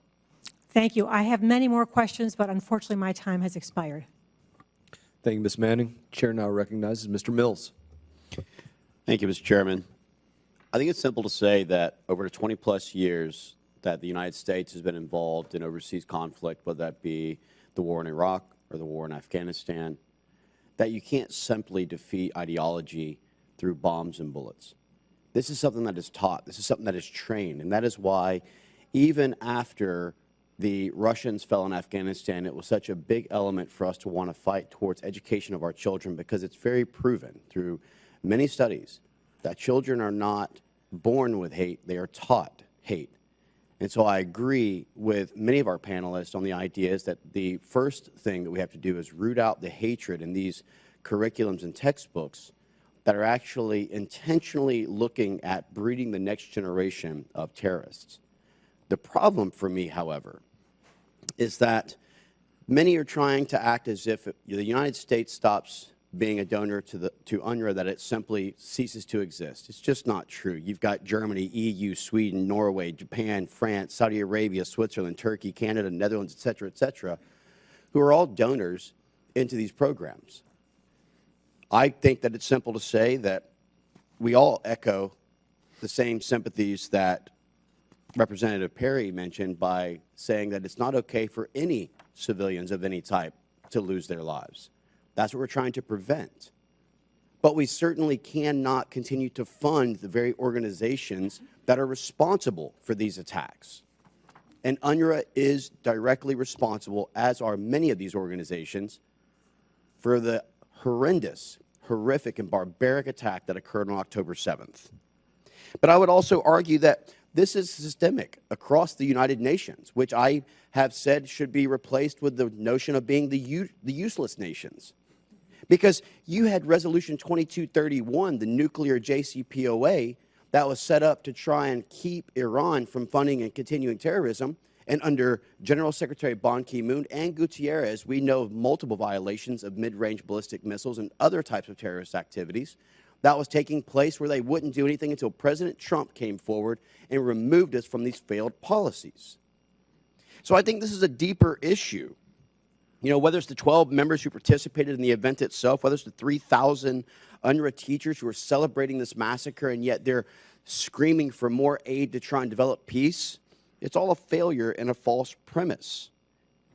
But I will tell you right now, $343 million, Ms. Rudman, is a lot of money. When you're $34 trillion in debt, when you have no economic growth strategy in the United States that enables us to actually ensure that we have opportunities for the American citizens in which we serve, and when we're continually being pulled back into these kinetic elements of warfare, whether it be in Iran, whether it be the Iraq and Afghan conflict, whether it be the Ukraine conflict, whether it be defending the 12% of global shipments through the Red Sea, the bottom line is that the time is now to start thinking about America.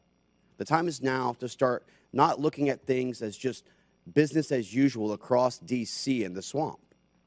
And so I'll tell you, I absolutely support with full heart the end of funding to UNRWA and their destabilizing role that they've played within the Middle East.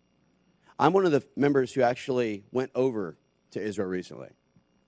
You know, when the attack took place on October 7th, I actually went over on October 11th and helped to rescue and evacuate 255 Americans, 96 by ground. I'm not sitting here having these 5-minute discussions for talking points so I can post on social media for clicks and likes. We have to have real effective change. And we have to acknowledge that Hamas is a terrorist organization. We have to acknowledge that Hezbollah is a terrorist organization under Hassan Nasrallah. We have to acknowledge that the Iranian-backed militias, whether it be through Qais Khazali or Hadi al-Amri or Muqtada al-Sadr or any of the ones who are continuing to try and make the 150-plus attacks on American soldiers, the 30-plus attacks that's happened in our shipping lanes, or the 3 brave heroes that just lost their life in the outpost in Tower 22. The 13 who lost their life on August 26, 2021, that many people want to forget in the botched withdrawals. Our domestic and foreign policy must change in America. It cannot be the decades and decades of failed policies that has either resulted in America training 8 of the 11 coup leaders in Africa, or whether it be funding organizations like UNRWA, who continues to support terroristic activities that resulted in many people losing their lives. I stand with Israel's rights to defend itself, and I stand with the American colleagues that are here who are willing to defund UNRWA and stop these terrorist organizations like Hamas from using our money to build the terrorist tunnels and continue these types of horrific attacks. With that, I stand back. Thank you, Mr. Mills. Chair now recognizes Ms. Dean. Thank you, Chairman Mast, and thank you, Chairman Smith, Ranking Member Crow, Ranking Member Wild, for holding this important hearing. Thank you to our witnesses for testifying and sharing your knowledge and expertise with us on this important matter. But let's remember, we're here for the purpose of oversight. We are here, I hope, for the purpose of solutions, not just whitewashing or blackwashing or whatever kind of washing entire structures until and unless they deserve it. The allegations of the UNRWA employee involvement in October 7th attack is deeply troubling. We can all agree upon that and warrants a thorough and independent review. I, too, have traveled to Israel since the war, 5 weeks into the war, visiting with Minister of Defense Gallant, visiting with our ambassador, visiting with the Prime Minister, visiting with hostage families. What Israel suffered is unspeakable. There are no words. What I want to do now is to say that is a truth that we must deal with, but we also have to deal with the war, the prosecution of the war, and how do we keep people from famine? A basic thing. Professor Rudman, I appreciated your 5 points, and in your 5th point, you indicated something that you had an idea. I'm sort of jumping to the end of the story, that you had an idea of something or some structure that could be put in place around UNRWA to address the gravest needs that the people of Palestine, that the Gazans are enduring, and how we fulfill that, both for Israel's security and our own national security interests. What were some of your ideas? So I think there are any number of different structures going forward. The challenge is the immediate period and how we get through that. In other words, people need food now. You can't stand that. While I agree with some of the others on this panel that there are entities out there, those entities are not currently set up to be able to move forward and get food and water into the many, many innocent Palestinians in Gaza at this point.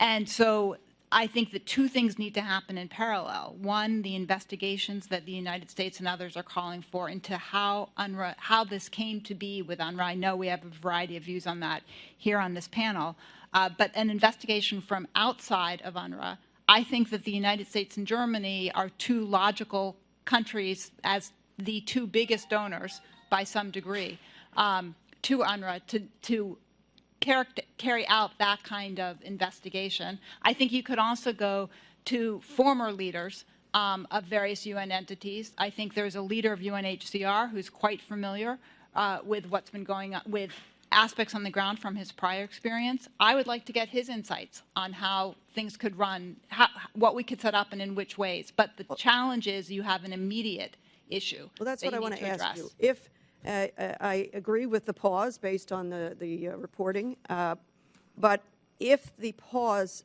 of funding to UNRWA is sustained, this abrupt pause is sustained, what is the outcome in Gaza? If the funding does not resume, we have people who will be starving. And it's because it's not just us. There's a number of countries that have followed the United States lead on this. I understand that. But there is not enough funding going into UNRWA to be able to feed people. It's that simple. On the question of educational materials, it seems to me that should be something that pressure could be brought to bear to make that happen. Do you see a path to that? And Mr. Schiff also, do you see a path to that? Yes, first, Professor. Sure. Yes, I think there are people working on it. People on this panel have. I think there are people in other countries in the region, some of whom were named as well by Mr. Schiff, and there are people within Israel who have worked on changing their curriculum as well. So there's a route forward. That is not an UNRWA-specific challenge, though. That's a broader challenge on Palestinian Authority curriculum as well. I also know you met with our ambassador. You know he's very committed as well to addressing this. So there are routes forward to doing that. And I just put food and water as the more immediate pressure, but I understand the need to address this as well. And Mr. Schiff, if you'll indulge me just a few more seconds, Mr. Schiff, what's the prospect of cleaning up the educational materials? Sure. So very briefly then, it's a matter of will. It's as simple as that. This is not complicated. This is a matter of exchanging material in the textbooks, making sure that that is material of peace and tolerance. But I would argue, actually, if you'll allow me, that this is about UNRWA. And UNRWA made the choice to teach the Palestinian Authority's curriculum. It didn't have to. There are organizations around the world that do not teach the host nation curriculum because it is appalling. Yemen, the Houthi curriculum, just as an example. So they absolutely made that choice, and not only that, they created their own material to go with those textbooks, which is equally as bad. Is it possible to be done? Yes. Really very simple indeed. Curricula are changed all over the world all the time. Is there a will? I think there really ought to be, don't you? And to just conclude, I hope there is a will on this committee to get at the oversight, to get at the truth, and to get at solutions. Thank you. I yield back. Thank you, ma'am. Chair now recognizes Mr. Moran. Thank you, Mr. Chairman.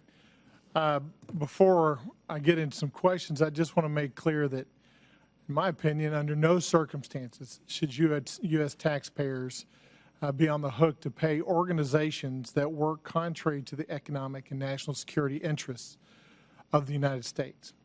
UNRWA seems to be doing just that, and that is highly unfortunate, and we need to take a continued close look at this. Most notably in connection with recent events in Israel, UNRWA has a history of perpetuating the problem through indoctrination of children to hate Jews, instigate violence, hate the West, and in latest reports, even hiring persons linked to the Hamas terrorist attack in Israel. It's totally unacceptable.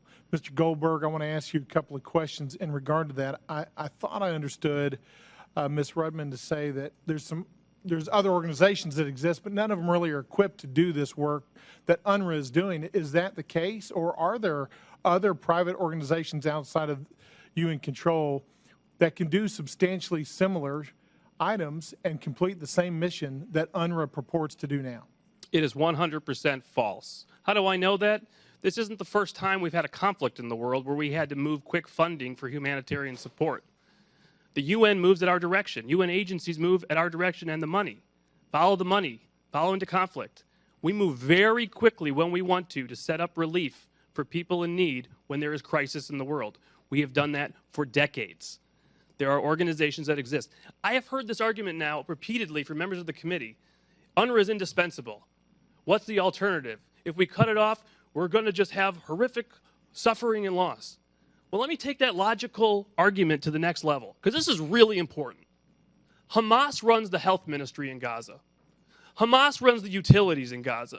Hamas runs the Ministry of Tourism and Trade and Economy in Gaza. My goodness, we have no alternative to Hamas, I guess. Hamas should stay. Is that the logical conclusion? Would any of those members say, we want Hamas to stay in charge of Gaza? What's the alternative? No. So why would you make that case for the United Nations Hamas Relief and Works Agency? I agree with you, Mr. Goldberg. In fact, I find it ironic that we're sitting here talking about supporting an organization that purports to support the plight of refugees when oftentimes they're the ones that are causing a lot of the suffering, or at least contributing to the cause of the suffering by supporting organizations like Hamas. And I noticed that when we talk about how UNRWA selects its employees, they do some background checks, but those checks don't include checks that would exclude Hamas-connected individuals. Is that true? Correct. If you look at their statement and the agreement we have with UNRWA, they reference United Nations sanctions lists, not U.S. designated foreign terrorist organizations, and certainly not the U.S. intelligence community. Yeah, and I think that I hope that all of us on this committee would agree that when we look at what happened on October the 7th and subsequent to that, and the plight of the refugees in this region, the cause, the proximate cause, the single cause of that is Hamas and the hatred behind Hamas's attacks. Would you agree with that as well? Yes, sir.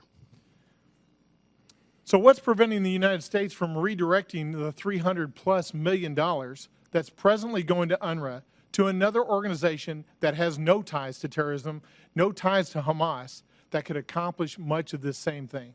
Political will. That's what I thought. Wouldn't it be better if we actually had the political will to turn away from entities and organizations like UNRWA that embrace organizations like Hamas, and for the United States to say, no, there is a better, more strategic pathway that we can take, and that is to support organizations that can accomplish the mission and are strategically aligned with our friends and allies, and frankly, with just morality itself. Would you agree with that? Yes, sir. Are you aware of any circumstances prior to the most recent firing of 12 employees, any of you on the panel, in which UNRWA employees have been removed from their position after publicly or privately making anti-Semitic statements or giving support to Hamas? Is anybody aware of any of that? Go ahead, sir. I'm not aware of a single case, and we've talked about hundreds, where we've talked about UNRWA teachers, school principals inciting to jihadi terrorism and the slaughter of Jews. I'm not aware of one case that UNRWA has communicated to us where they have fired that individual.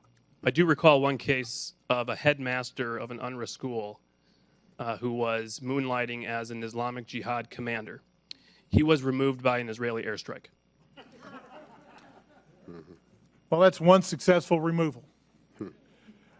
Do any of you have any analysis on how the curriculum for these children, when UNRWA goes in to educate children in these areas, how's that curriculum developed? And one of my big questions here is there any part of the educational curriculum or programming that is overtly pro-American or pro-Israeli that teaches the benefits of democracy?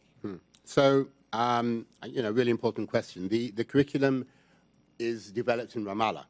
It is developed by the Palestinian Authority. And, you had this moment, actually, between 2014 and 2016, when the Middle East, the MENA region, started looking at its school curricula. And that is when the United Arab Emirates, when Morocco, when other countries, and Egypt, other countries started making these decisions about the need to take out the hate, to take out the incitement, to create better societies of the future. And this has been rolled out over years. And now, as I said before, there are really exemplary school curricula in the MENA region. The Palestinian Authority decided to go entirely in the opposite direction. Between 2014 and 2016, it spent an enormous amount of time and effort and money creating a curriculum that was even worse than the one that came before. Any ideas of peacemaking were entirely removed, and what was left was a curriculum centered on jihad, centered on young people sacrificing themselves, centered on anti-Semitism, centered on hate. And that is a curriculum which UNRWA, a neutral United Nations organization, adopted as is, without changing a line, a jot, a tittle of the school curriculum. And just to make sure it got rammed home, they created their own supplementary material to go with it. So it comes from the Palestinian Authority. UNRWA adopted this, and I need to say this again. It didn't need to. It's supposed to be best practice to teach the host curriculum. There's no best practice about this curriculum, and organizations all over the world make sure that they do not teach hate. UNRWA made a choice, a decision to teach hate in its schools in Gaza and in the West Bank, and it is continuing to this day in the West Bank. We can stop this, and we need to stop this. Thank you for your comments. I know my time's out. In conclusion, I'll just say UNRWA is not a new organization. It's not a fledgling organization. It's been around for a long time. These are not negligent mistakes. These are intentional acts. We need to walk away from this organization. Thank you. I yield back. Thank you, Mr. Moran. Now I recognize Mr. Schneider. Thank you. Thank you, Chairman. I want to thank both our chairs and the ranking members for holding this hearing. I want to thank the witnesses, not just for your testimony here today, but for your lifetime of work addressing this important issue. Mr. Neuer, you noted in your opening remarks, and I agree, no one should be surprised about the recent report of UNRWA complicity with Hamas. We've been talking about this for years, if not decades. Recent reports estimate that more than 10% of UNRWA employees are affiliated with Hamas. But in fact, according to what I read in those reports, it's worse among men. It's estimated that 29% of the men working for UNRWA have affiliation with Hamas, and approximately half the employees have at least one family member affiliated with Hamas. And on October 7th, as we've just talked about today, At least 12 UNRWA employees crossed a new line, actively taking part in the horrific attack of Israeli communities near the Gaza border, brutally murdering more than 1,200, countless cases of torture, rape, mutilation. UNRWA's employees involved with taking hostages back, more than 250 people taken hostage. And let me pause here to note that there are 130 people still, more than 130 people still held in Gaza, now for more than 116 days. And the path to de-escalation starts with the immediate release of all these hostages. Yes. That's what we should be calling for, and we should be seeing that now. But Hamas has no interest in de-escalation or in peace. Hamas is a nihilistic, genocidal, terrorist organization founded on and dedicated to the principle of the destruction of Israel and the murder of Jews, which brings us back to the topic of UNRWA we are discussing today. No one who's been watching Gaza can be surprised by the reports. No one should be surprised by the extent. Yesterday's report showed that the pervasiveness of the integration of Hamas and Hamas ideology within the fabric of UNRWA. It's a systemic problem. We should not be asked to accept a Hamas-UNRWA link simply as the cost of ensuring humanitarian relief gets to Palestinian civilians. Mr. Goldberg, you said it in your opening remarks. There are other organizations. Ms. Rudman, you talked about the uniqueness of UNRWA. What I don't understand is that uniqueness. Why is there but one organization established by the UN that for 75 years has kept people in refugee camps, preventing them from rising up to a life and a standard of living that they see among their neighbors? Why is it that one organization is focused on this single point when there are another organization, UNHCR, who can address the rest of the world? I don't think we have to accept this. I don't think it's right that an organization charged with doing good should be allowed to be a cover for terrorism. And that's why we're talking today about what should happen to UNRWA.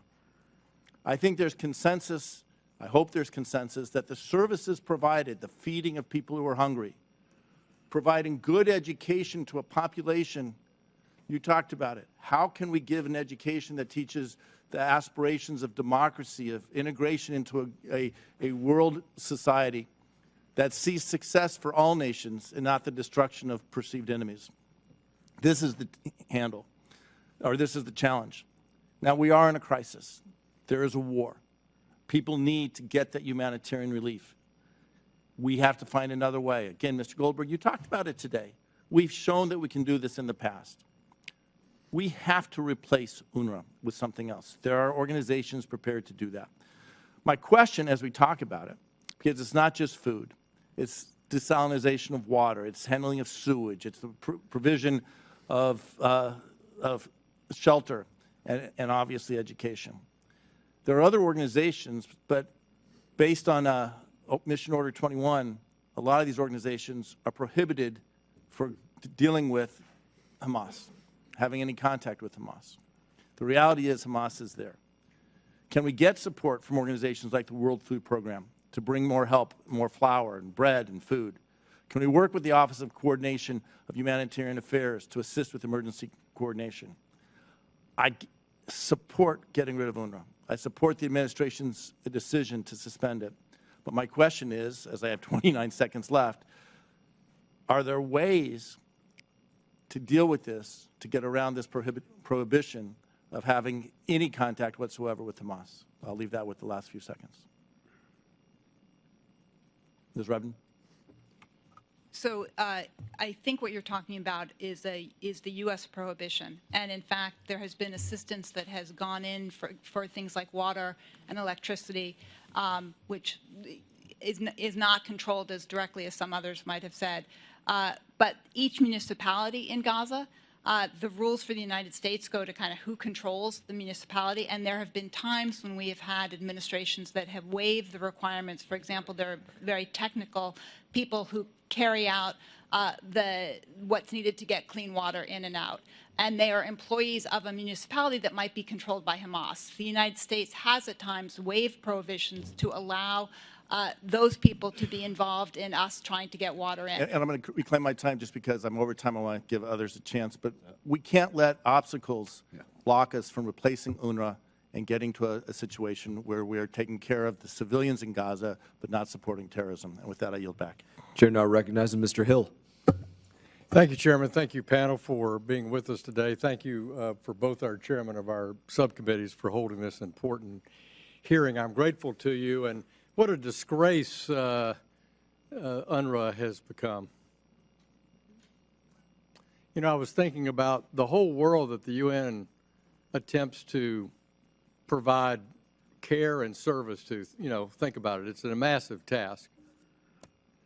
And yet UNRWA has a budget of about almost $1 billion, employs 30,000 people, 13,000 of which I think are in Gaza, or were.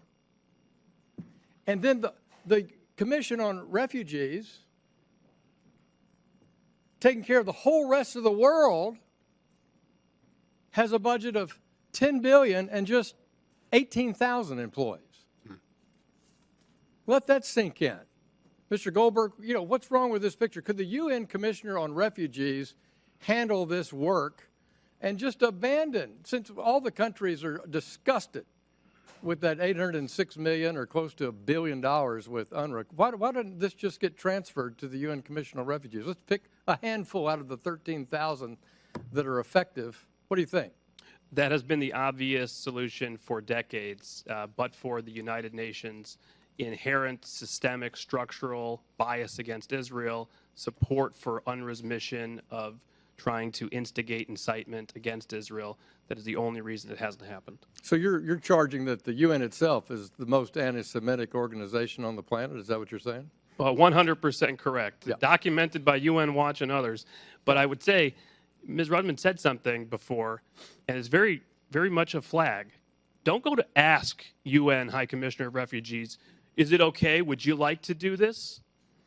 The UN Secretary General is already circling the wagons to defend UNRWA.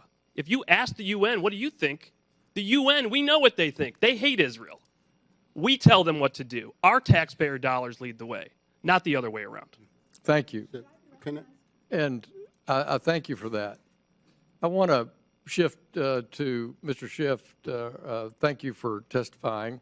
Thank you, sir. I've spent a lot of time looking at curriculum, education curriculum, most of the time in Egypt. I'll say that's an area that I've spent quite a bit of time. And you see, you've reported in your testimony some successful curriculum changes in the UAE, Saudi Arabia, Morocco. Mr. Moran was just talking about this. And, you know, even though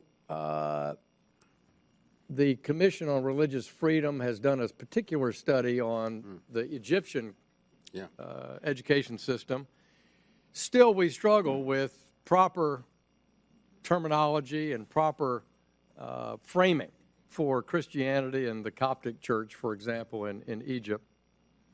How did you find the countries that have broken the code and found success? What was the key point on that you would share? A really good question, sir, and I'll try and answer it very, very briefly because it's such a big subject. If I could, though, just refer back to the point you made before. UNRWA is, frankly, not even good at this distribution job. Last Saturday, they actually asked that there would be a stoppage of trucks going through Kerem Shalom because they couldn't cope with the volume. So let us not think that this is actually their area of expertise. It really isn't.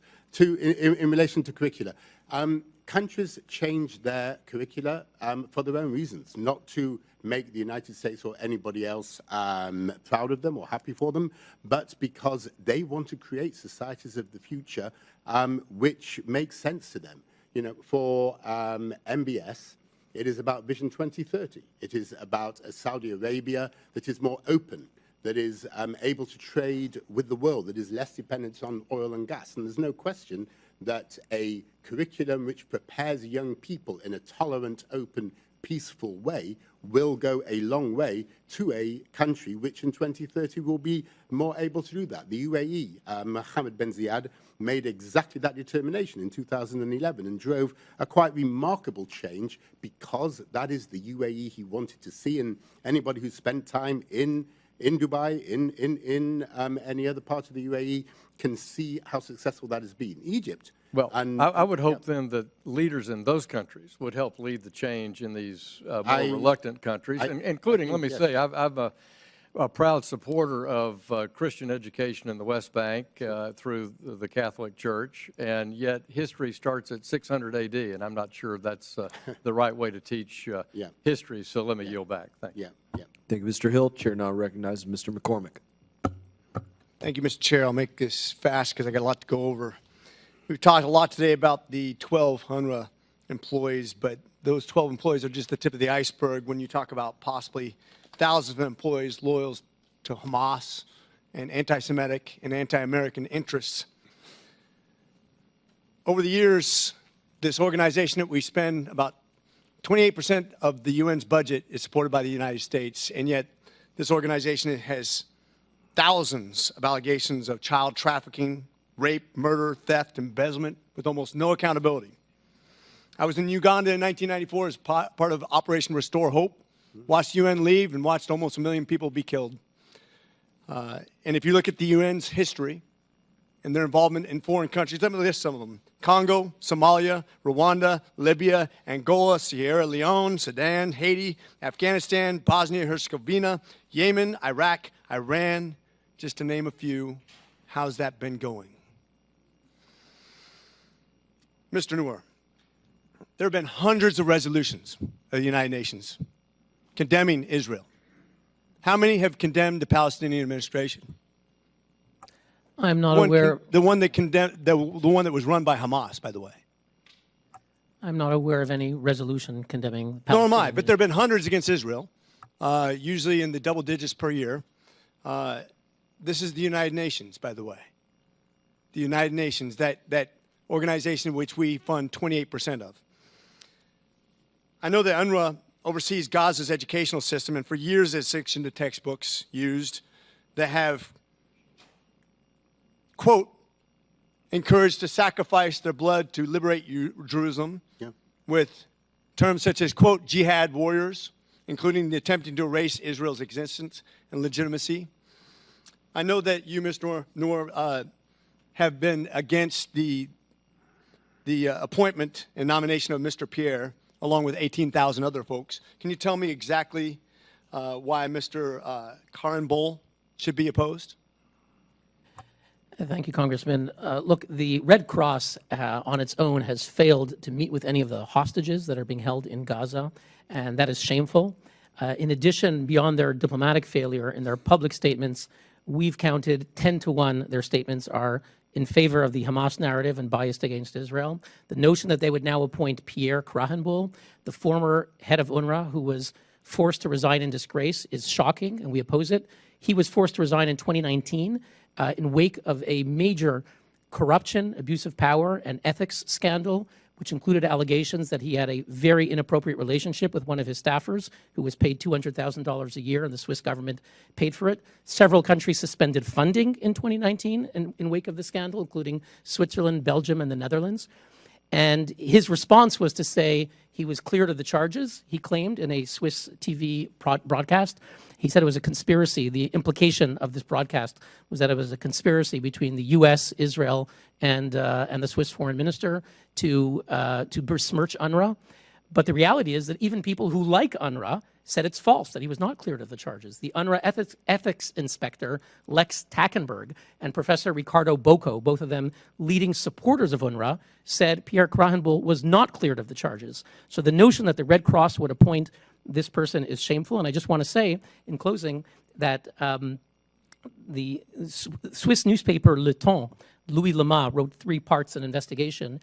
He wrote that the allegations of corruption are all valid. There was terrible corruption in UNRWA, but no one wants to talk about it because it might help the U.S. and Israel in their criticisms. And so this is no one wants to talk about it. I want to sum this up. We spend about $13 billion per year right now on the United Nations, the leading funder by far. And this is an organization that has tons of corruption, tons of appointees that are anti-American, anti-Semitic. I want to call not in just to question what we spend on UNRWA, but on the United Nations in general, a top-down review. I'm talking about all spending. I'm very much in favor of ceasing all spending until they get their stuff straight, until they prove they're not corrupt, until they prove they're not anti-American, anti-Semitic. If you want to help people out of trouble, whether you be in Gaza or Palestine or anywhere else in the world. How about we start with organizations that are not corrupt, not anti-Semitic, and not anti-American? That's a better investment. It is a time for a change. It is a time for a choice. And let's start there. With that, I yield. Chair now recognizes Mr. Issa. Thank you, Mr. Chairman. Ms. Rudman, you had several things you wanted to answer, and no one's asked you a question in a while. So I'd like, with your distinguished career at the State Department has about a $70 billion budget. You controlled, in your time, about a $1.8 billion budget, plus or minus. So you're familiar with large budgets, you're familiar with development, and you're a specialist in the Middle East. Is that a fair reducing of your long career? Thanks, I appreciate it. I was actually only at State for a couple of years, the State and AID role, which you're referencing. Right. But I spent a lot of time working on budgets. That's fair. Right.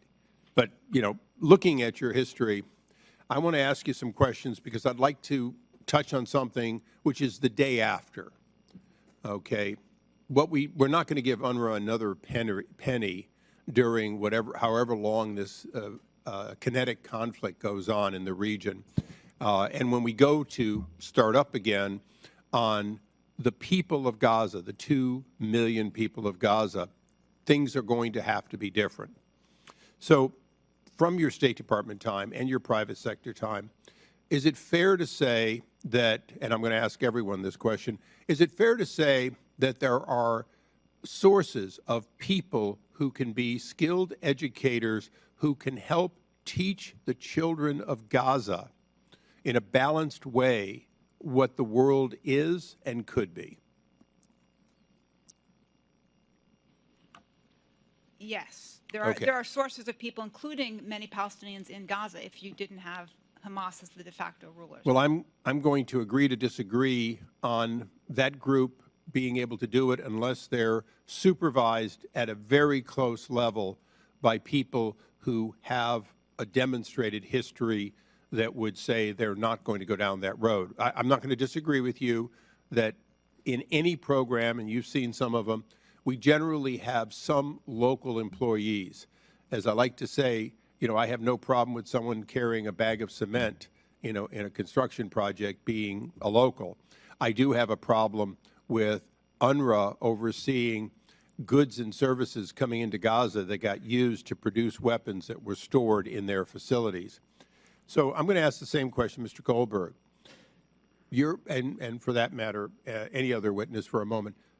You are critics of UNRWA, but you're also critics of everything that has been taught to a generation of people in Gaza. In a short way, isn't it fair to say that if America is going to take a leadership, there are 2 things we have to do. One is we have to find the supervisors for the teachers and the teachers who will teach the next generation of Palestinians other than hate. And 2, that the United Nations has not historically demonstrated ability to be that NGO that can do that. Is there anyone that disagrees with those 2 assumptions? That the record of UN is poor and that we must change the teachers of the children of the next generation of Palestinians? No disagreement. Yeah, no, okay. No disagreement. And just to say, there are seriously skilled pedagogues in MENA who can be helpful. You need to change the textbooks. You need teacher guides. You need to train the teachers. You need accountability. You need transparency. It can be done. And just quickly, the top funders, the people who are giving the money for UNRWA, it's an interesting who's who, with the United States being such a large one, followed by Germany. And in the top 6 is Japan. What's amazing to me is a vast amount of the funding comes from Germany and Japan. It comes from countries who themselves went from teaching hate to, in a generation, being leaders for freedom and democracy. Is that fair? And Ms. Rudman, I'd like your answer on that, that piece of history is well demonstrated, that we as Americans have led the proper training and emergence of democracy in the past, and Germany and Japan are good examples. I think they are good examples. I would note as well that the United States provided tremendous assistance to help them in getting to where they needed to go. But we did it, and this is my closing question. We did those conversions of the Italians, the Germans, the Japanese. We did it led by Americans, staffed by Americans and other allies. And then at a local level, we vetted and found people who would cooperate with us and be part of it.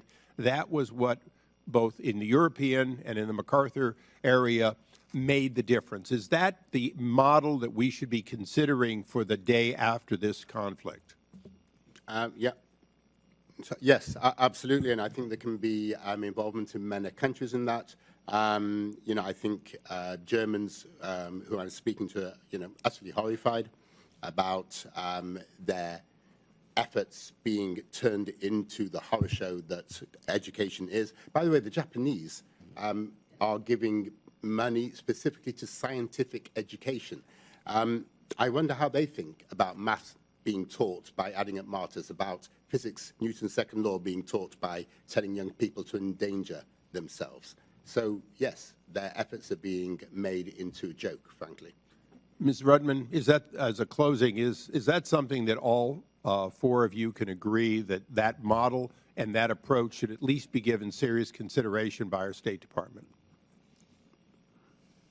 I would support it being given serious consideration. I prioritize a little bit differently the immediate day after, because I think getting basic needs into people, there are not buildings for people to be taught in, there are not buildings for people to live in. And, Mr. Chairman, I think we not only agreed on what I asked to agree on, but I would agree with the gentlelady that, in fact, the day after will have to be comprehensive. We can't teach people to give up hate if we cannot help feed them and house them. And so I look forward to this committee, which has the lead role in that day after. And, Chairman, thank you for your oversight, and I yield back. I thank the witness for the valuable testimony, members for their questions. Members of the subcommittee may have some additional questions for the witnesses, and we will ask you to respond to those in writing. I now recognize Mr. Crow for any closing remarks that he may have. Thank you, Chairman. Thank you for convening this meeting, and to our witnesses today for the very robust discussion. I'm going to keep it short because we have votes that we have to run to, but the bottom line for me is I'm deeply troubled by the allegations against UNRWA, and believe that those allegations must be addressed, and that very well may take the form of disbanding and replacing it with a different entity. But I'm equally as deeply troubled by any action that would further deepen the catastrophic conditions on the ground for innocent civilians, right? So for me, the issue is very simple, right? How do we address these allegations in the challenges that have been well documented, but make sure that we continue a flow or an increase a flow of aid to the suffering Palestinians in Gaza. And I look forward to working with everybody to try to figure out what are the solutions to get us there. And we need to bridge this, right? Because there's a timeline challenge. If we cut off funding to UNRWA, I think there's a very real debate. And I frankly don't think that there are entities right now that can fill the exact services that are being provided by UNRWA. So how do we bridge that gap is the challenge, to make sure that people that are starving now don't die. With that, I yield back. Chair now recognizes Mr. Smith for a closing statement. Thank you very much, Mr. Chairman. And without objection, testimony from Dr. Debbie Sofrin, who is the first child advocate, I should say, for the Wiesenthal Center. We made a part of the record. And I want to just point out for the record that decades ago, Dr. Sofrin, who's a pediatrician, brought to my attention some of the most horrific things that were happening by UNRWA, which just blew my mind in terms of the hatred that was being conveyed to these children. And again, you got to be taught. They're being taught, and they'll keep getting taught. You know, we and you, Mr. Goldberg, you made a very good point about how we know how to set up emergency situations for refugees. We've been doing it forever. And the United States takes a lead, not just in funding it, but doing it. I remember when the Kurds left Operation Provide Comfort, they got onto the border of Turkey. Our military, in that case, especially from a humanitarian point of view, provided food, clothing, medicine, and saved the lives of so many people. There are ways to do it. Hamas is disgraced. So is its proxy, or its identical twin, and that would be UNRWA. They have disqualified themselves. And if we can't, during this terrible time when they have proven themselves beyond any reasonable doubt to be absolutely anti-Semitic, but even more than that, they have taught these kids to hate. That cycle will never be broken if we in any way, shape, or form countenance any further support for UNRWA. Let's find the alternative. Let's do it. Let's put our minds to it and our money in order to save lives and to save these children from child abuse. Thank you, Mr. Smith. I now recognize myself for a closing statement. I want to start by a word of thanks for many. I want to start by thanking President Trump, #1, for being the first to have the stones to defund UNRWA. He went out there and he did it. He saw the writing on the wall and he went out there and did it. I want to thank the witnesses for their testimony today, which show to have been a correct course of action. You all provided vital information, context, raised important questions about UNRWA, and UNRWA has a lot to answer for. We reached out to UNRWA's Commissioner General, Mr. Philippe Lazzarini, requesting that he appear before this committee and the American people. In his response, which I will introduce for the record, while declining to appear publicly, Mr. Lazzarini goes on to tell us a number of things. That UNRWA is committed to neutrality, he said, that UNRWA conducts quarterly integrated assessments of their installations and to ensure adherence to neutrality. I guess these assessments must have somehow missed the missiles, the weapons, the anti-Semitic textbooks in the schools, and the terrorist tunnels being built underneath them. You must have missed that 10 to 15% of the employees are tied to Hamas.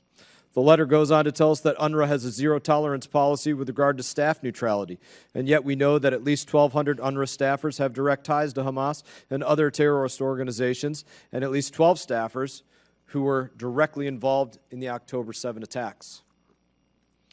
My assessment today is that the administration will likely ignore the facts and go back to funding UNRWA at some point. And I say what was said here before. I'll repeat what was said in this hearing. Essentially, I'm going to say this. I'm going to paraphrase the way that I interpreted this. There are many here that are not here to defend UNRWA, but they will support continuing to give UNRWA the earnings, the dollars of the American people with no threshold for bad behavior. That can't be the course of action for Congress, for the administration, for America whatsoever. I can tell you that to expect moving forward, we will be introducing legislation to claw back any recent dollars that were sent to UNRWA. And in that, I thank again the witnesses for their testimony. Pursuant to committee rules, all members may have 5 legislative days to submit statements, questions, and extraneous materials for the record, subject to length limitations. And without objection, this committee stands adjourned.